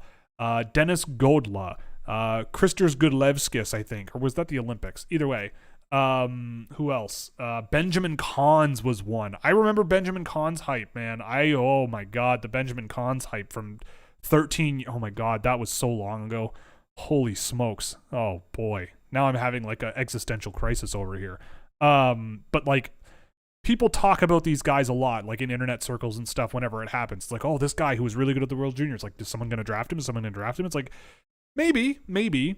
But the World Juniors is not a guarantee of anything. Gajan is an interesting one because he did not only play extremely well, but he plays on Chippewa in the NAHL, saves a ton of pucks, and faces a ton of pucks. I don't think I have him on. Oh, yes, I do have him on here. And his workload has been not necessarily as bad as some of the other higher-end guys, but it's above 40% dangerous shot attempts against, and his save percentages are good. I could see Gajan getting a pick because at least he's got the size, and he really kind of did seem like a step ahead. Thomas Milic, I'm not as sold on Thomas Milic, but I really, really liked what I saw of Gajan, and I feel like there maybe is a chance he gets picked with a mid to late round pick. Sure. I've been seeing a lot of, quote, this year's Owen Beck in public and private discourse, and I'll bite. I'd go with Tanner Adams. Who's the guy you would tag with Owen Beck? Well, Austin Brass, I think Tanner Adams sucks, so you can take that to the bank. I mean, it depends on what you mean by this year's Owen Beck. Like, I don't know what you mean by this year's Owen Beck, to be honest, now that I'm thinking about it. Because, like, I remember last year watching Owen Beck and going, like, he does a lot of things really well. Like, I said multiple times last year, like, I can see how this guy is going to score a ton at the junior level and maybe not have the raw sort of pace that he needs to play his style at the NHL level more than, like, a good third-line guy. Now, granted, you get that with the first pick of the second round. Fine, great, you've done really well if you get a good third line center there. And I thought he played pretty well at the World Juniors when I saw him, but I don't know. I feel like the Owen Beck hype is just like a little bit crazy. So I don't know exactly what you mean. Like maybe a guy who's not scoring a ton but could pop next year. Gavin Brindley? I don't know. I don't know. How close is Will Smith to Logan Cooley? Are they in the same tier? I think Logan Cooley is a higher pace player, but I think they're comparable in terms of creativity and skill level. I'm trying to remember. I think Will Smith might be a bit of a better shooter, but I think Cooley brings a little bit more defensively than Will Smith does right now. But I think they're somewhat comparable, somewhat. What's Brindley's upside? I mean, I don't know. I don't know about top line guy, but I'd say a really good middle six winger, like a really good puck transition winger that can support finishers and support sort of more physical guys, creating space. Like, I don't know. I think he could be something really, really interesting in your middle six. I would say like a good pacey middle six transition winger. Thoughts on Riley Heidt? One of these guys with the puck on his stick. He's really gifted, really good shooter, really, really skilled, creative playmaker. He's a dual threat guy offensively, but without the puck, I think he leaves a lot to be desired. He's kind of really passive defensively. He sort of lets other guys sort of do the dirty work, and he sort of gets the puck and then does stuff with it, and then sort of, takes the foot off the gas pedal a little bit. Like he's not very involved in defensive transitions at all. But he does drive really good offensive metrics. So if you want just a plug and play offensive dual threat scoring forward, then Riley Heidt is a really good option. Here's a fun but difficult one. Could you try to rank Jiricek, Luke Hughes, Nemec, Brandt Clark, and Zellweger potential wise? Okay. Cross sectional right now, I would go. I'm going to be optimistic. I'll go Hughes, Jiricek, Zellweger, Nemec, Clark. And I'd say Zellweger and Nemec are interchangeable. Sure. After seeing Jiricek and Nemec in the AHL and the World Juniors, who do you prefer? Well, I don't know. To me, that's like asking, would I rather walk in a park or walk along a lakeshore? It's like they're both they're different, right? Like they're not I don't think you can directly compare the two. Like, who would I rather have quarterbacking a power play? Maybe Simon Nemec. Who would I rather have with 2 minutes left in a game and I'm down 3-2? Or I'm up 3-2, for example? Maybe David Jiricek, right? Like, it's just they're good for different uses, right? Personally, I mean, again, you're a Devils your avatar is the Devils. I personally think that Nemec was not the guy at 2 that I would have gone for, but I get it. I see the appeal. Personally, I think I had Jiricek higher, or if anything, they were next door to each other. In my gut, I probably lean a little more in the Nemec direction because he plays more the style that I like, but I can see how Jiricek could be a more valuable all-around defenseman in the NHL, if that makes sense. Do you have a top 5 of overagers on your draft board? Yes, I do. And I've really liked Zachariah Wisdom as well. I liked him last year, but I've seen him a bit this year. Right now, my top 5 re-entry guys, I'd say, are Knuble, Duke, Dylan Herkoian, Kenta Isagai again. And now that I'm thinking about it, I maybe should have Zachariah Wisdom on my list because of what I've seen of him this year, but I haven't seen enough, so I'll check him out. I'll write him down as well to check him out. I think I just butchered his name. Okay. He has 2 C's in his name, not 2 H's. Okay. So I'll check out Zachariah Wisdom because I remember liking him last year. And we'll see how we'll take a closer look. But yeah, I'd say Cole Knuble definitely, Tyler Duke definitely, Dylan Herkoian I'd also say would say definitely. Kenta Isagai, I've still really loved what I've seen out of him this year, even though he's not scoring a ton of points. I still just really, really love how he plays and think that in the long term you're going to get a heck of a player. On my watch list, the next one is Austin Roast with the Everett Silvertips, who I really like, but I'd say he's interchangeable with Nikolai Khvorov in Omsk. Eric Polkamp with Cedar Rapids, I've really liked him, and he's taken a big step. Last year he was a guy where I'm like, okay, he can really skate and he's got a lot of skill, but he's not doing anything with it. And this year he seems to be sort of taking on more risk, putting more pucks on net, and really sort of getting more involved, and I think he's produced a lot more because of that. I've liked Thomas Simonson, who's a French kid, plays on the French national team already, and he's been very, very good when I've seen him there. Watching the French league is very difficult, but he's been solid in the international games I've seen him play. So I'll be curious to see if he's at the World Championships. If he's at the World Championships, he's not really that good, then I'll pull him off the list, and someone like a Wisdom could probably replace him. But I don't know. He's had some fun moments that I've really liked. Thoughts on the U18 women's? Because we're so late in the stream, I've kind of gone over that already. It's been a lot of fun to watch that tournament, and Nella Lupushinova is the real deal. How good is Nate Danielson? Quite good. Could be a lot better. I'll say that. Really good north-south guy. Really good rush offense playmaker. He's very good. Advice for an accounting student who wants to do hockey analytics and scouting. try to learn some sort of data science coding software. So R is a good start. I didn't really like R because with R, it was like, well, you can do a lot more with Python, and the code for Python seemed a lot more intuitive to me. So I've been poking away at learning Python over the years a little bit more and more every year.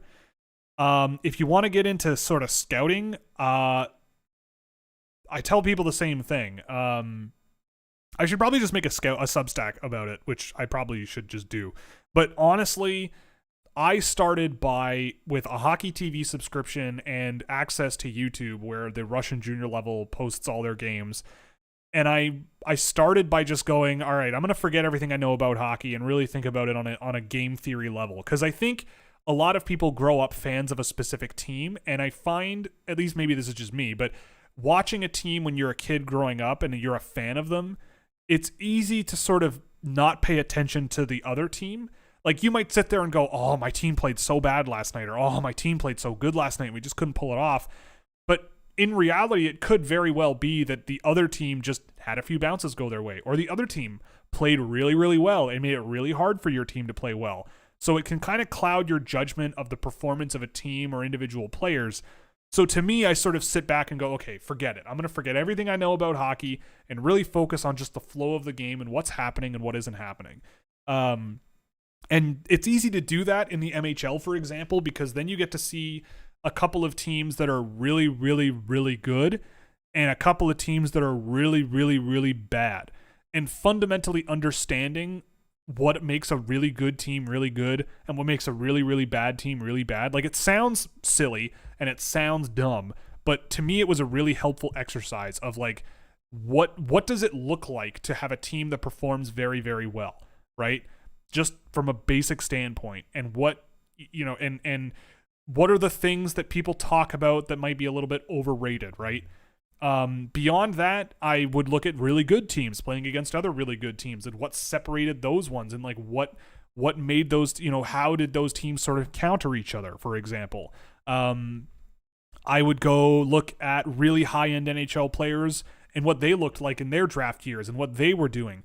Once I got more access to video services, I looked at a lot of guys who fell in the draft and were worked out to be really, really good players, and watched what I could find of them.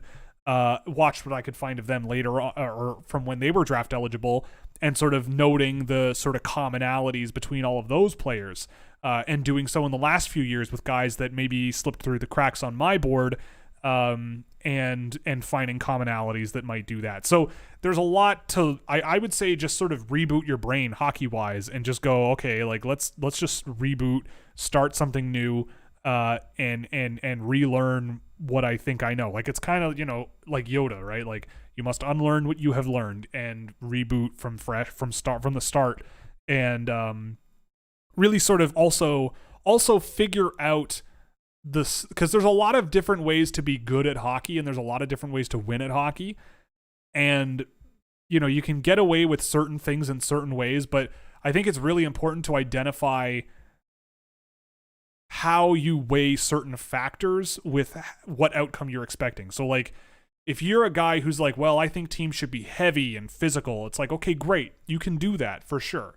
But if you're going to do that through the context of the draft, you've got to find guys that you think are quick enough and skilled enough to make a difference, and while being physical and resilient is the key part of their game. Because if all they are big and physical and strong, and they can't move the puck, you're not going to win. You need something else to mix in with that. Like, it's kind of all about construction and filling in gaps and holes. So for me, when I look at drafting players, I try to find the players that, you know, I set size aside, I set physicality aside, and I just go, let's look at the results and how they're generating the results. I don't really care how you do it. I just want to see it done. Like, I don't really nitpick how a player skates outside of really extreme examples, but I care about what they do when the puck is on their stick and how they use their feet and how they use their hands and all of those things. But that's just me. We're getting really far away from the question. I would say try to pick up a coding language of some kind. Like, R is probably the easier one, but Python is steeper learning curve, but the syntax, I think it just is a little bit more intuitive. and poke around in there and see what you can do. Also, like, find an angle that, if you want like public to be noticed, like, find an angle that is unique, right? Like, I started doing what I do because I didn't really notice anybody doing it already, and I still don't really see a ton of people really digging in as much as I do on the actual, like, I am watching these games and getting the data myself kind of level. So find something to focus on, right? Like, whether it's the draft or something in the NHL or the AHL. Like, nobody tracks really micro stat tracks for the AHL, right? Like, that doesn't really exist right now. And I'm sure there are people who have a lot of prospects. I get asked about prospects in the AHL constantly, and I go, I just don't have the time to watch that level that much. So it depends on what you really want to get into, but find an angle and leverage it. Is Michelli like a Bobby Robert Thomas? Yeah, I guess you could say that. Sorry, I'm gonna have to like blast through some of these questions because we only have like 20 minutes left, and I'm starting to lose my voice. I haven't been drinking water. Michael Scott yelled at me. Okay. Why is at his current pace, half a goal per game with 20 games left in the season, Matvei Michkov will surpass Ovechkin in 25 less games, courtesy of good. Cool. Why is Lukas Dragicevic ranked very low? Over a point per game defenseman in the WHL is hard enough as it is. What part of his game is keeping him away from being a top pick in the draft? He's a defenseman who doesn't play defense.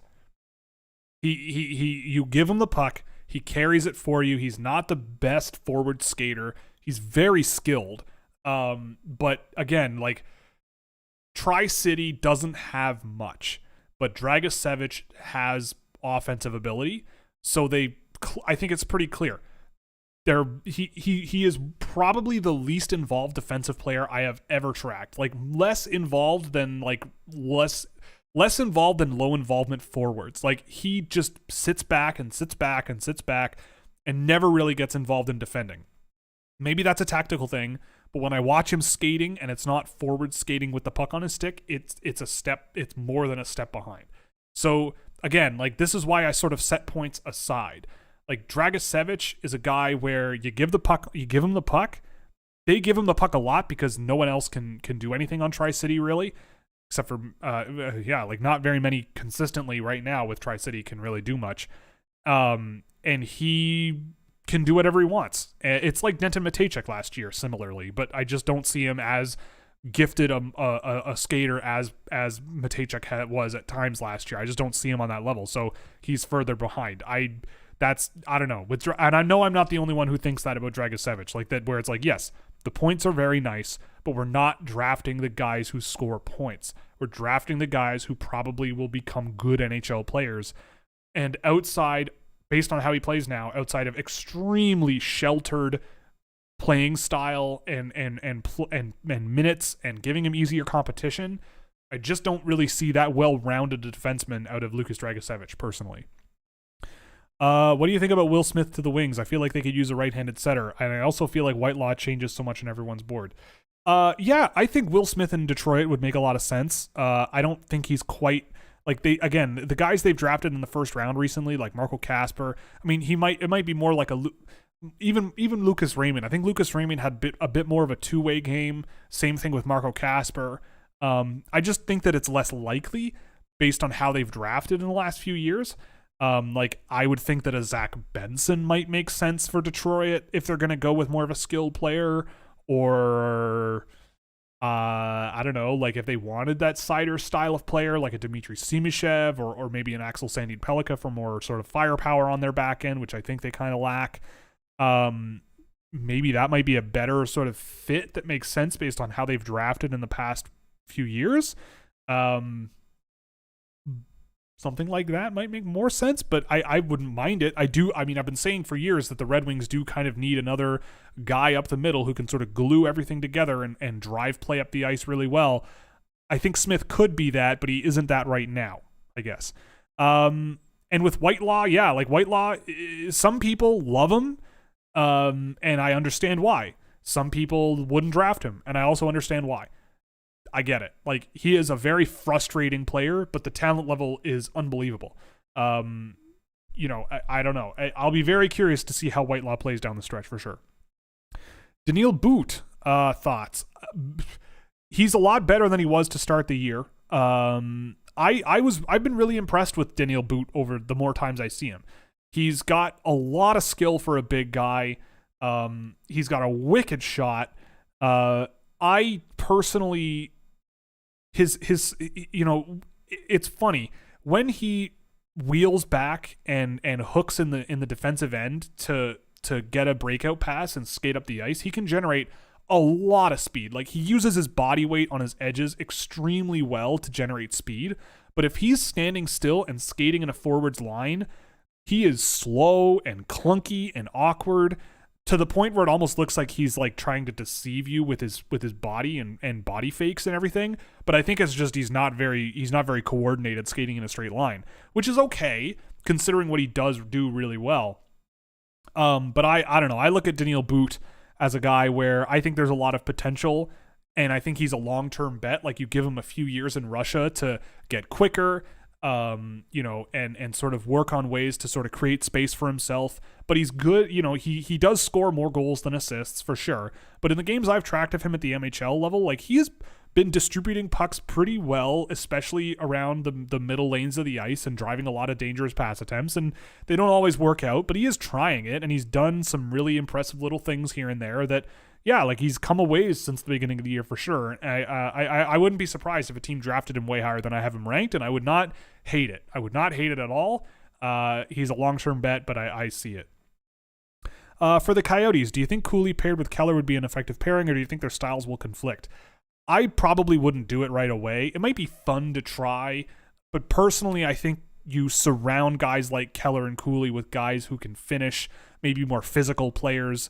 You know, like, I'm trying to think. I mean, if Arizona comes away with like Leo Carlson or something, like Leo Carlson with Clayton Keller on one line, and then on your other line you've got Logan Cooley with, I don't know who, maybe Michelli or something.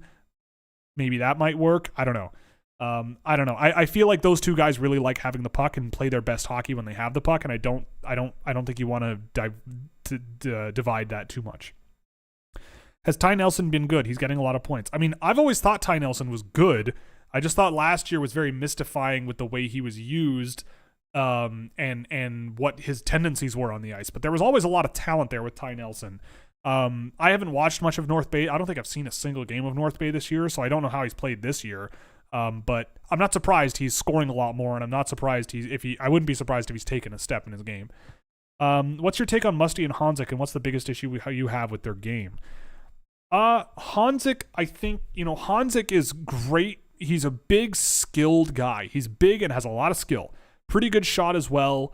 But I don't know if I buy just how good he is based on the production he's got.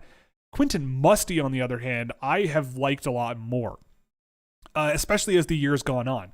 Really, he's another big, skilled guy, but I think he reads and analyzes off of pressure really, really well. Like, he anticipates he can sometimes get himself into trouble skating into pressure, but under pressure, he finds ways to make plays.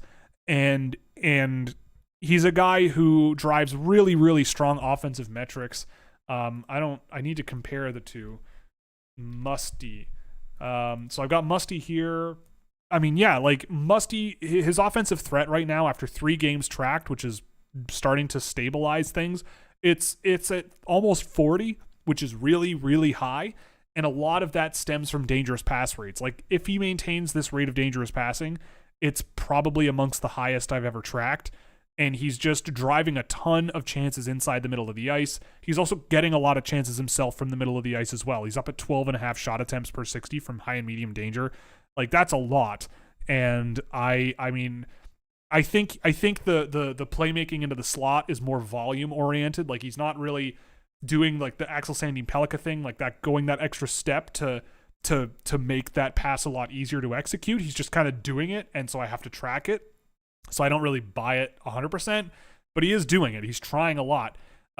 It's just I want him sort of working on making plays before he's forced to make a play a lot of the time, because I think he's so used to being big and physical that he can sort of fight off guys smaller than him, but now things are evening out a little bit and he's having a little bit more trouble.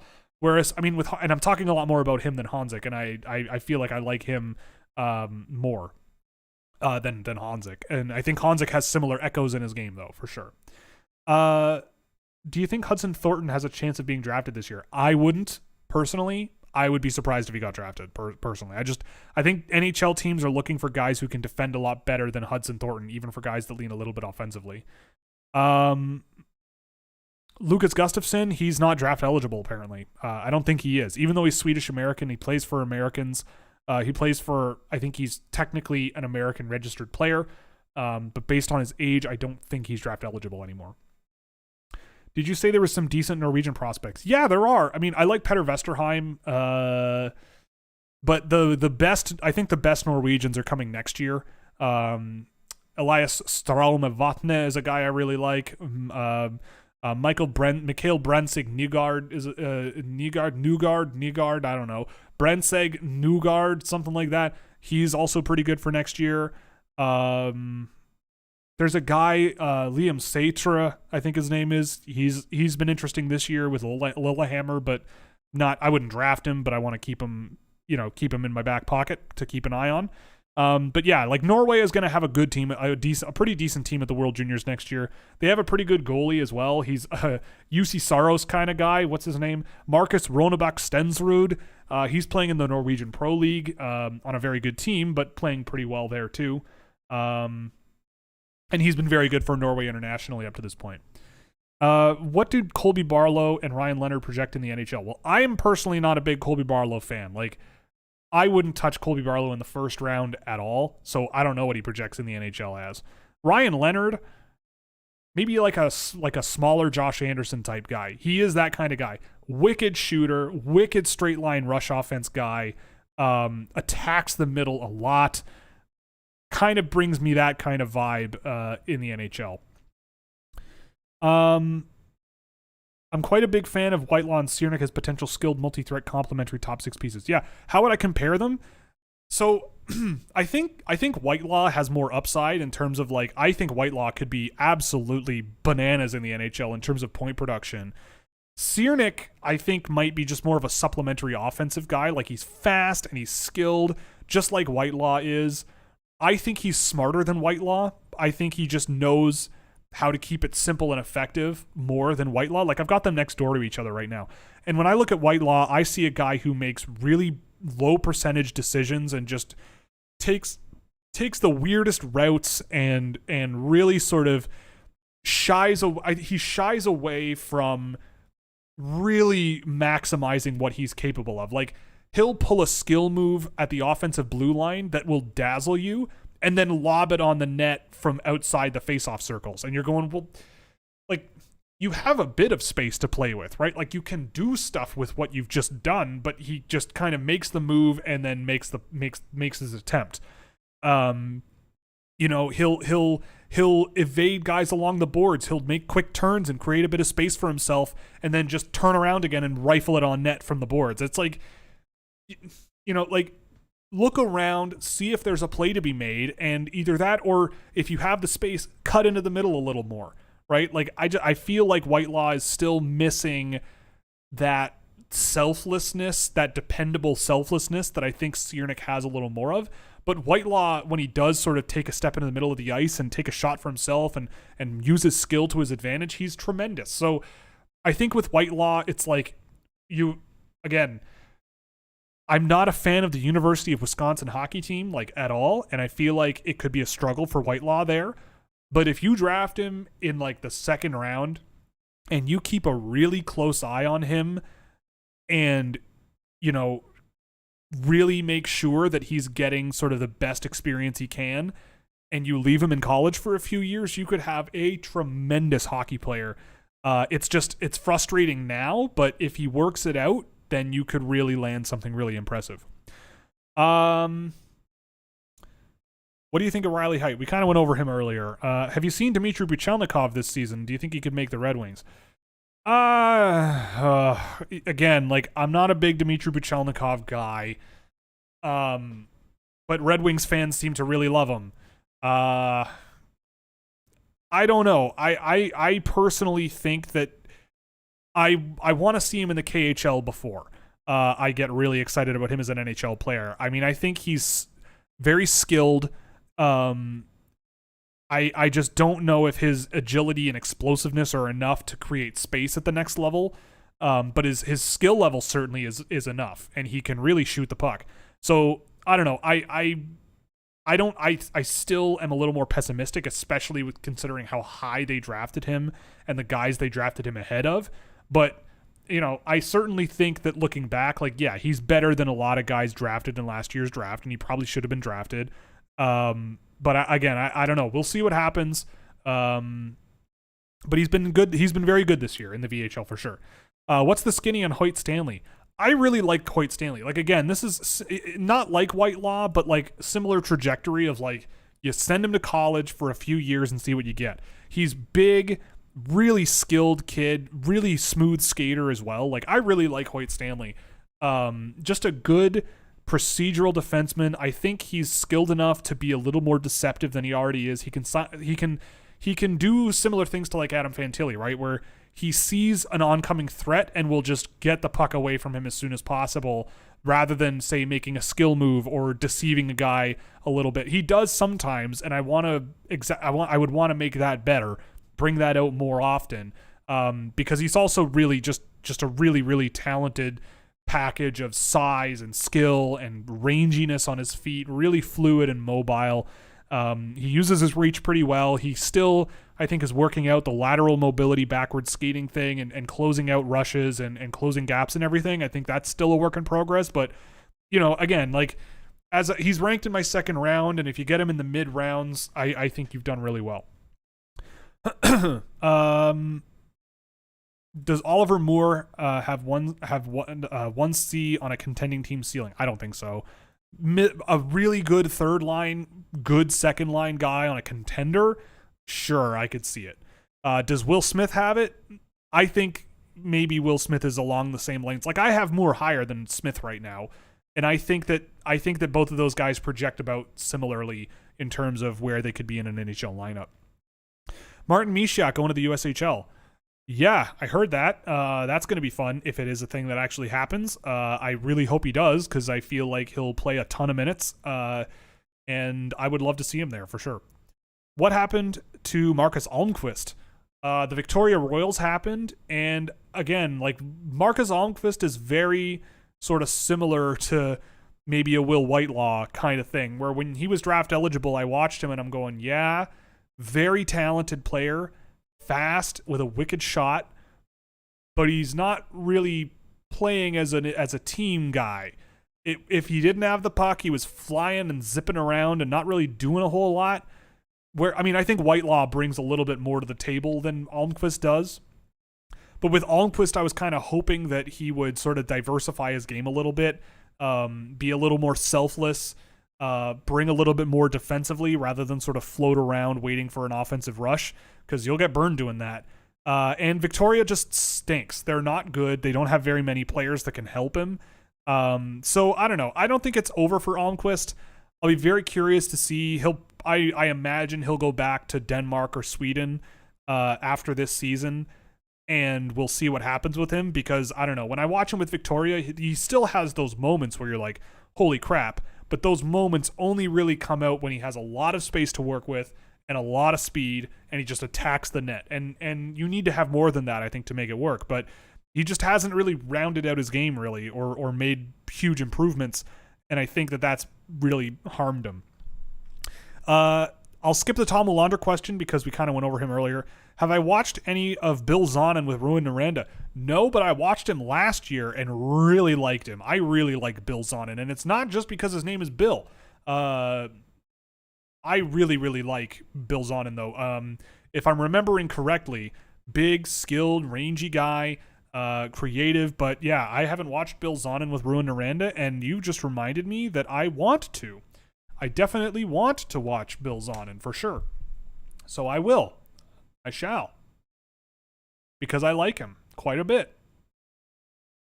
Yeah, I was doing the rounds on prep school, and I think I was watching a team play Northwood last year. It might have been Kimball Union. I don't know.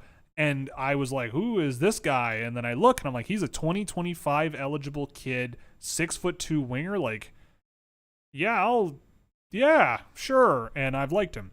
Ever since.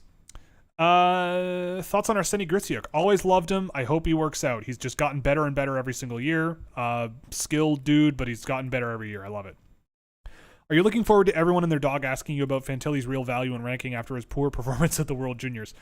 Look, I know I get it. Like, you're making kind of a joke, which is, I get it.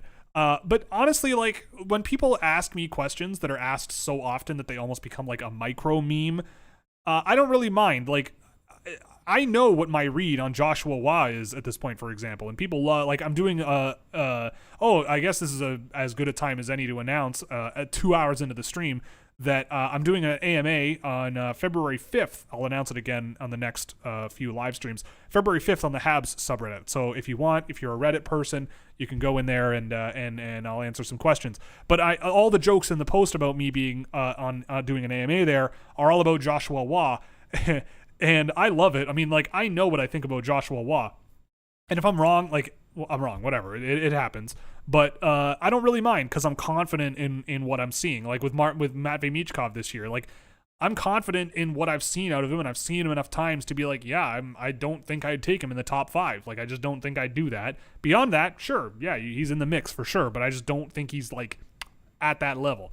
So when I see like Fantilli, and I have heard a lot of people talk about Fantilli maybe not having the best World Junior, but I thought he played pretty well. I thought he played pretty freaking well. Especially for a draft eligible kid at that tournament on Canada. And believe me, Canada finds any reason to play their draft eligible guys less. And they certainly played him enough, and I thought he played pretty well. So yeah. So I don't really mind. I don't know. It just is what it is.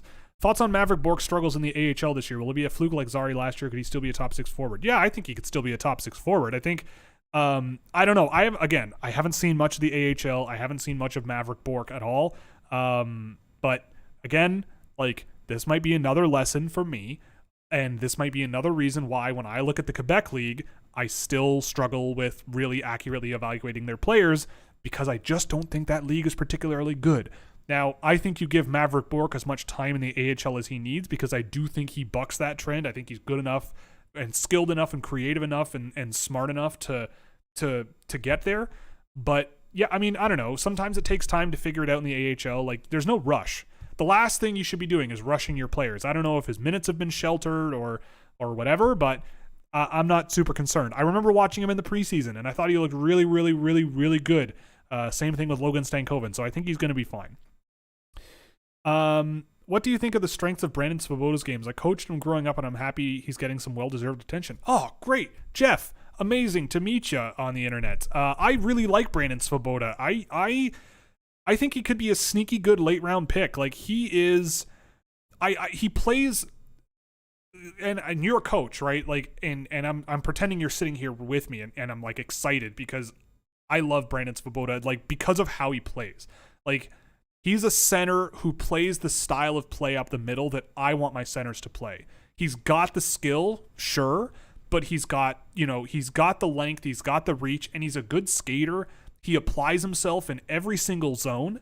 Like, yes, I can nitpick, he can skate into a lot of pressure and sort of turn pucks over when he doesn't really need to, and I can see why he's maybe not scoring as much as you would kind of hope, but I also feel like you give him enough time and he'll sort of get there. He's a pretty efficient transition guy. He's very involved defensively and very effective defensively. Like, he's a very admirable player to watch, and he's a guy that I'd love to coach. And I feel like you give him a few years in college, and he's only just going to get better and better and better, right? The more skilled he gets, the more experience he has, everything. I think it'll get really, really good over time with Svoboda to become, maybe, he might be one of these guys where if he goes undrafted this year, next year, the year after, like, if I'm his agent, I'm patting him on the back and be like, don't worry, like, you're doing everything right.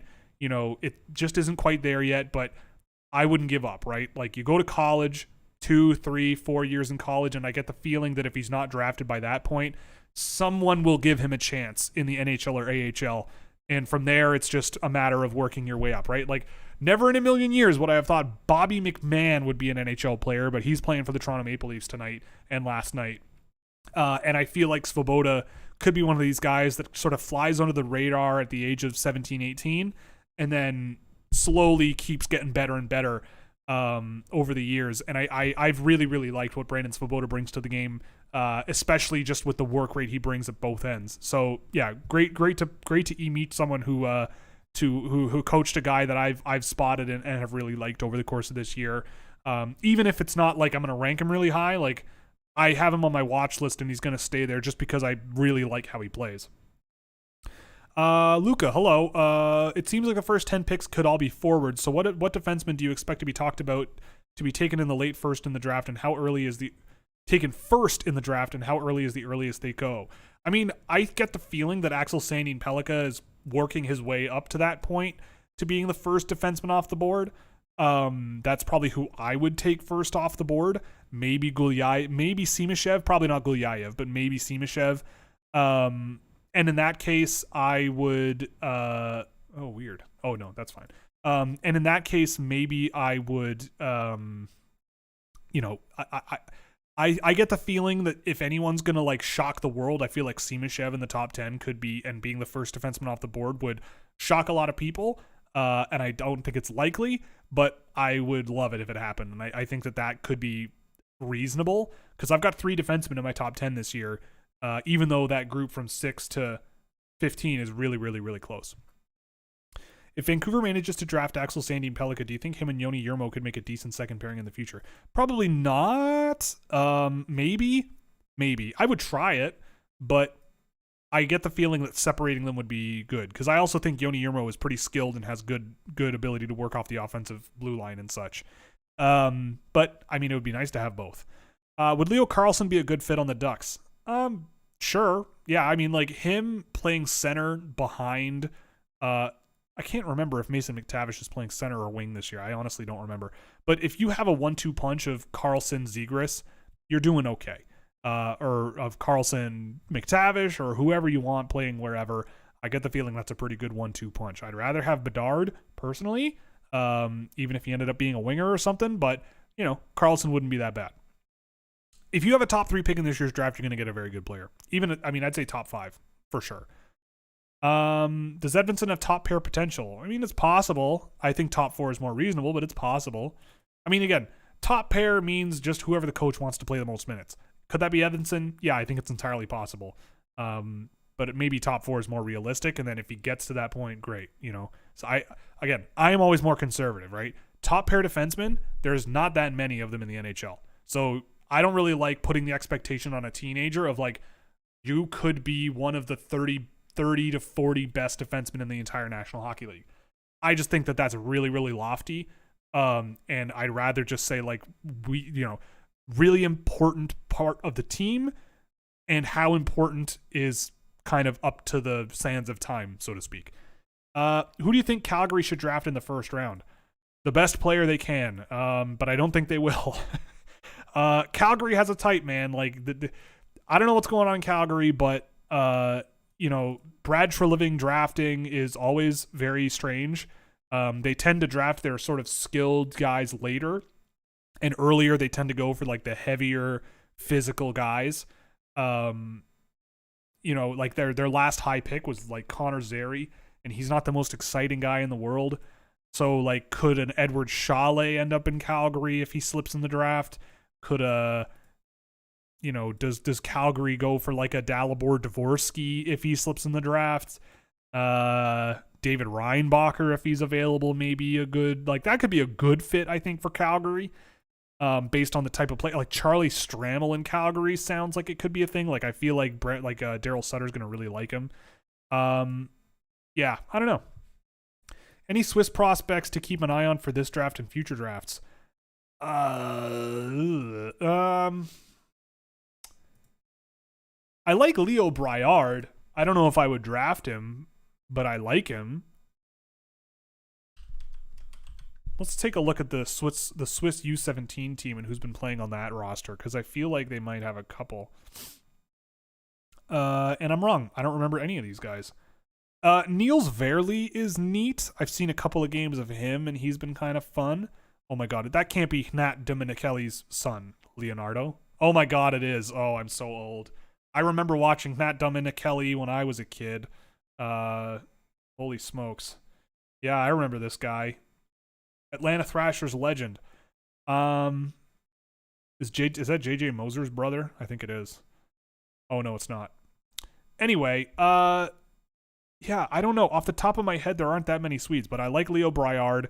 I liked Liket Rekla at the World Juniors this year for the Swiss team. Attilio Biasca also played pretty well. I wouldn't draft those guys. Someone asked about Lorenzo Canonica, and we'll close on this. I liked Lorenzo Canonica last year, but I'm not surprised he didn't get drafted. I don't think he will get drafted this year, but the Swiss have a lot of decent players, but I don't think a lot of like decent NHL prospects, so to speak. Like let's just quickly U20 Elite, I think is what it's called. Yes. Yeah, like Leo Briard's probably the guy eligible this year that I've kind of liked, but I don't think I would draft him. Draft eligibility, let's just say, because I don't think there are any this year. Who have I seen? I'm trying to remember who I've actually seen. I think I've seen Lucas Hedlund and kind of liked him, although he's Swedish. Nino Niederman, there's a name. Yeah, I don't know who Yamiro Reber is. Yeah, Niels Verley is probably the guy that I've liked the most. Christian Kirsch, the goaltender, he's stopped a lot of pucks over the years. That's pretty cool. But yeah, not a tremendous amount. Slovakia seems to be where it's at for the next couple of years, in my opinion. Slovakia and Czech. Anyway, that's going to be it for tonight. We ran a little long, but I hope that's okay. I'm sure you don't mind. Thank you very much for joining me. Thank you to the sponsors of the show, Fanatics. You can use the QR code above for my affiliate link. Marcus Gustafson for sponsoring the show. And McKean's Hockey for supporting my work. You can follow me on Scouching.ca and Scouching on Twitter, the YouTube channel that you're obviously on. So yeah, there's a lot going on. I will have a Substack post coming out for more detailed analysis of the draft eligible players at the World Juniors this year. So I'll be putting that together over the weekend probably. Thank you very much for watching. This is always a really, really fun time. Really, really great to interact with you all. Again, Happy New Year. Stay safe. I'm doing an AMA on the Habs subreddit on February 5th. First podcast appearance of the year also happens this weekend. I'll be on Locked On Sharks again with my good friend JD over there. So that's going to be a lot of fun. It's always a lot of fun hanging out with him. So thank you very much. Have a great remainder of your evening. Stay safe and live your lives.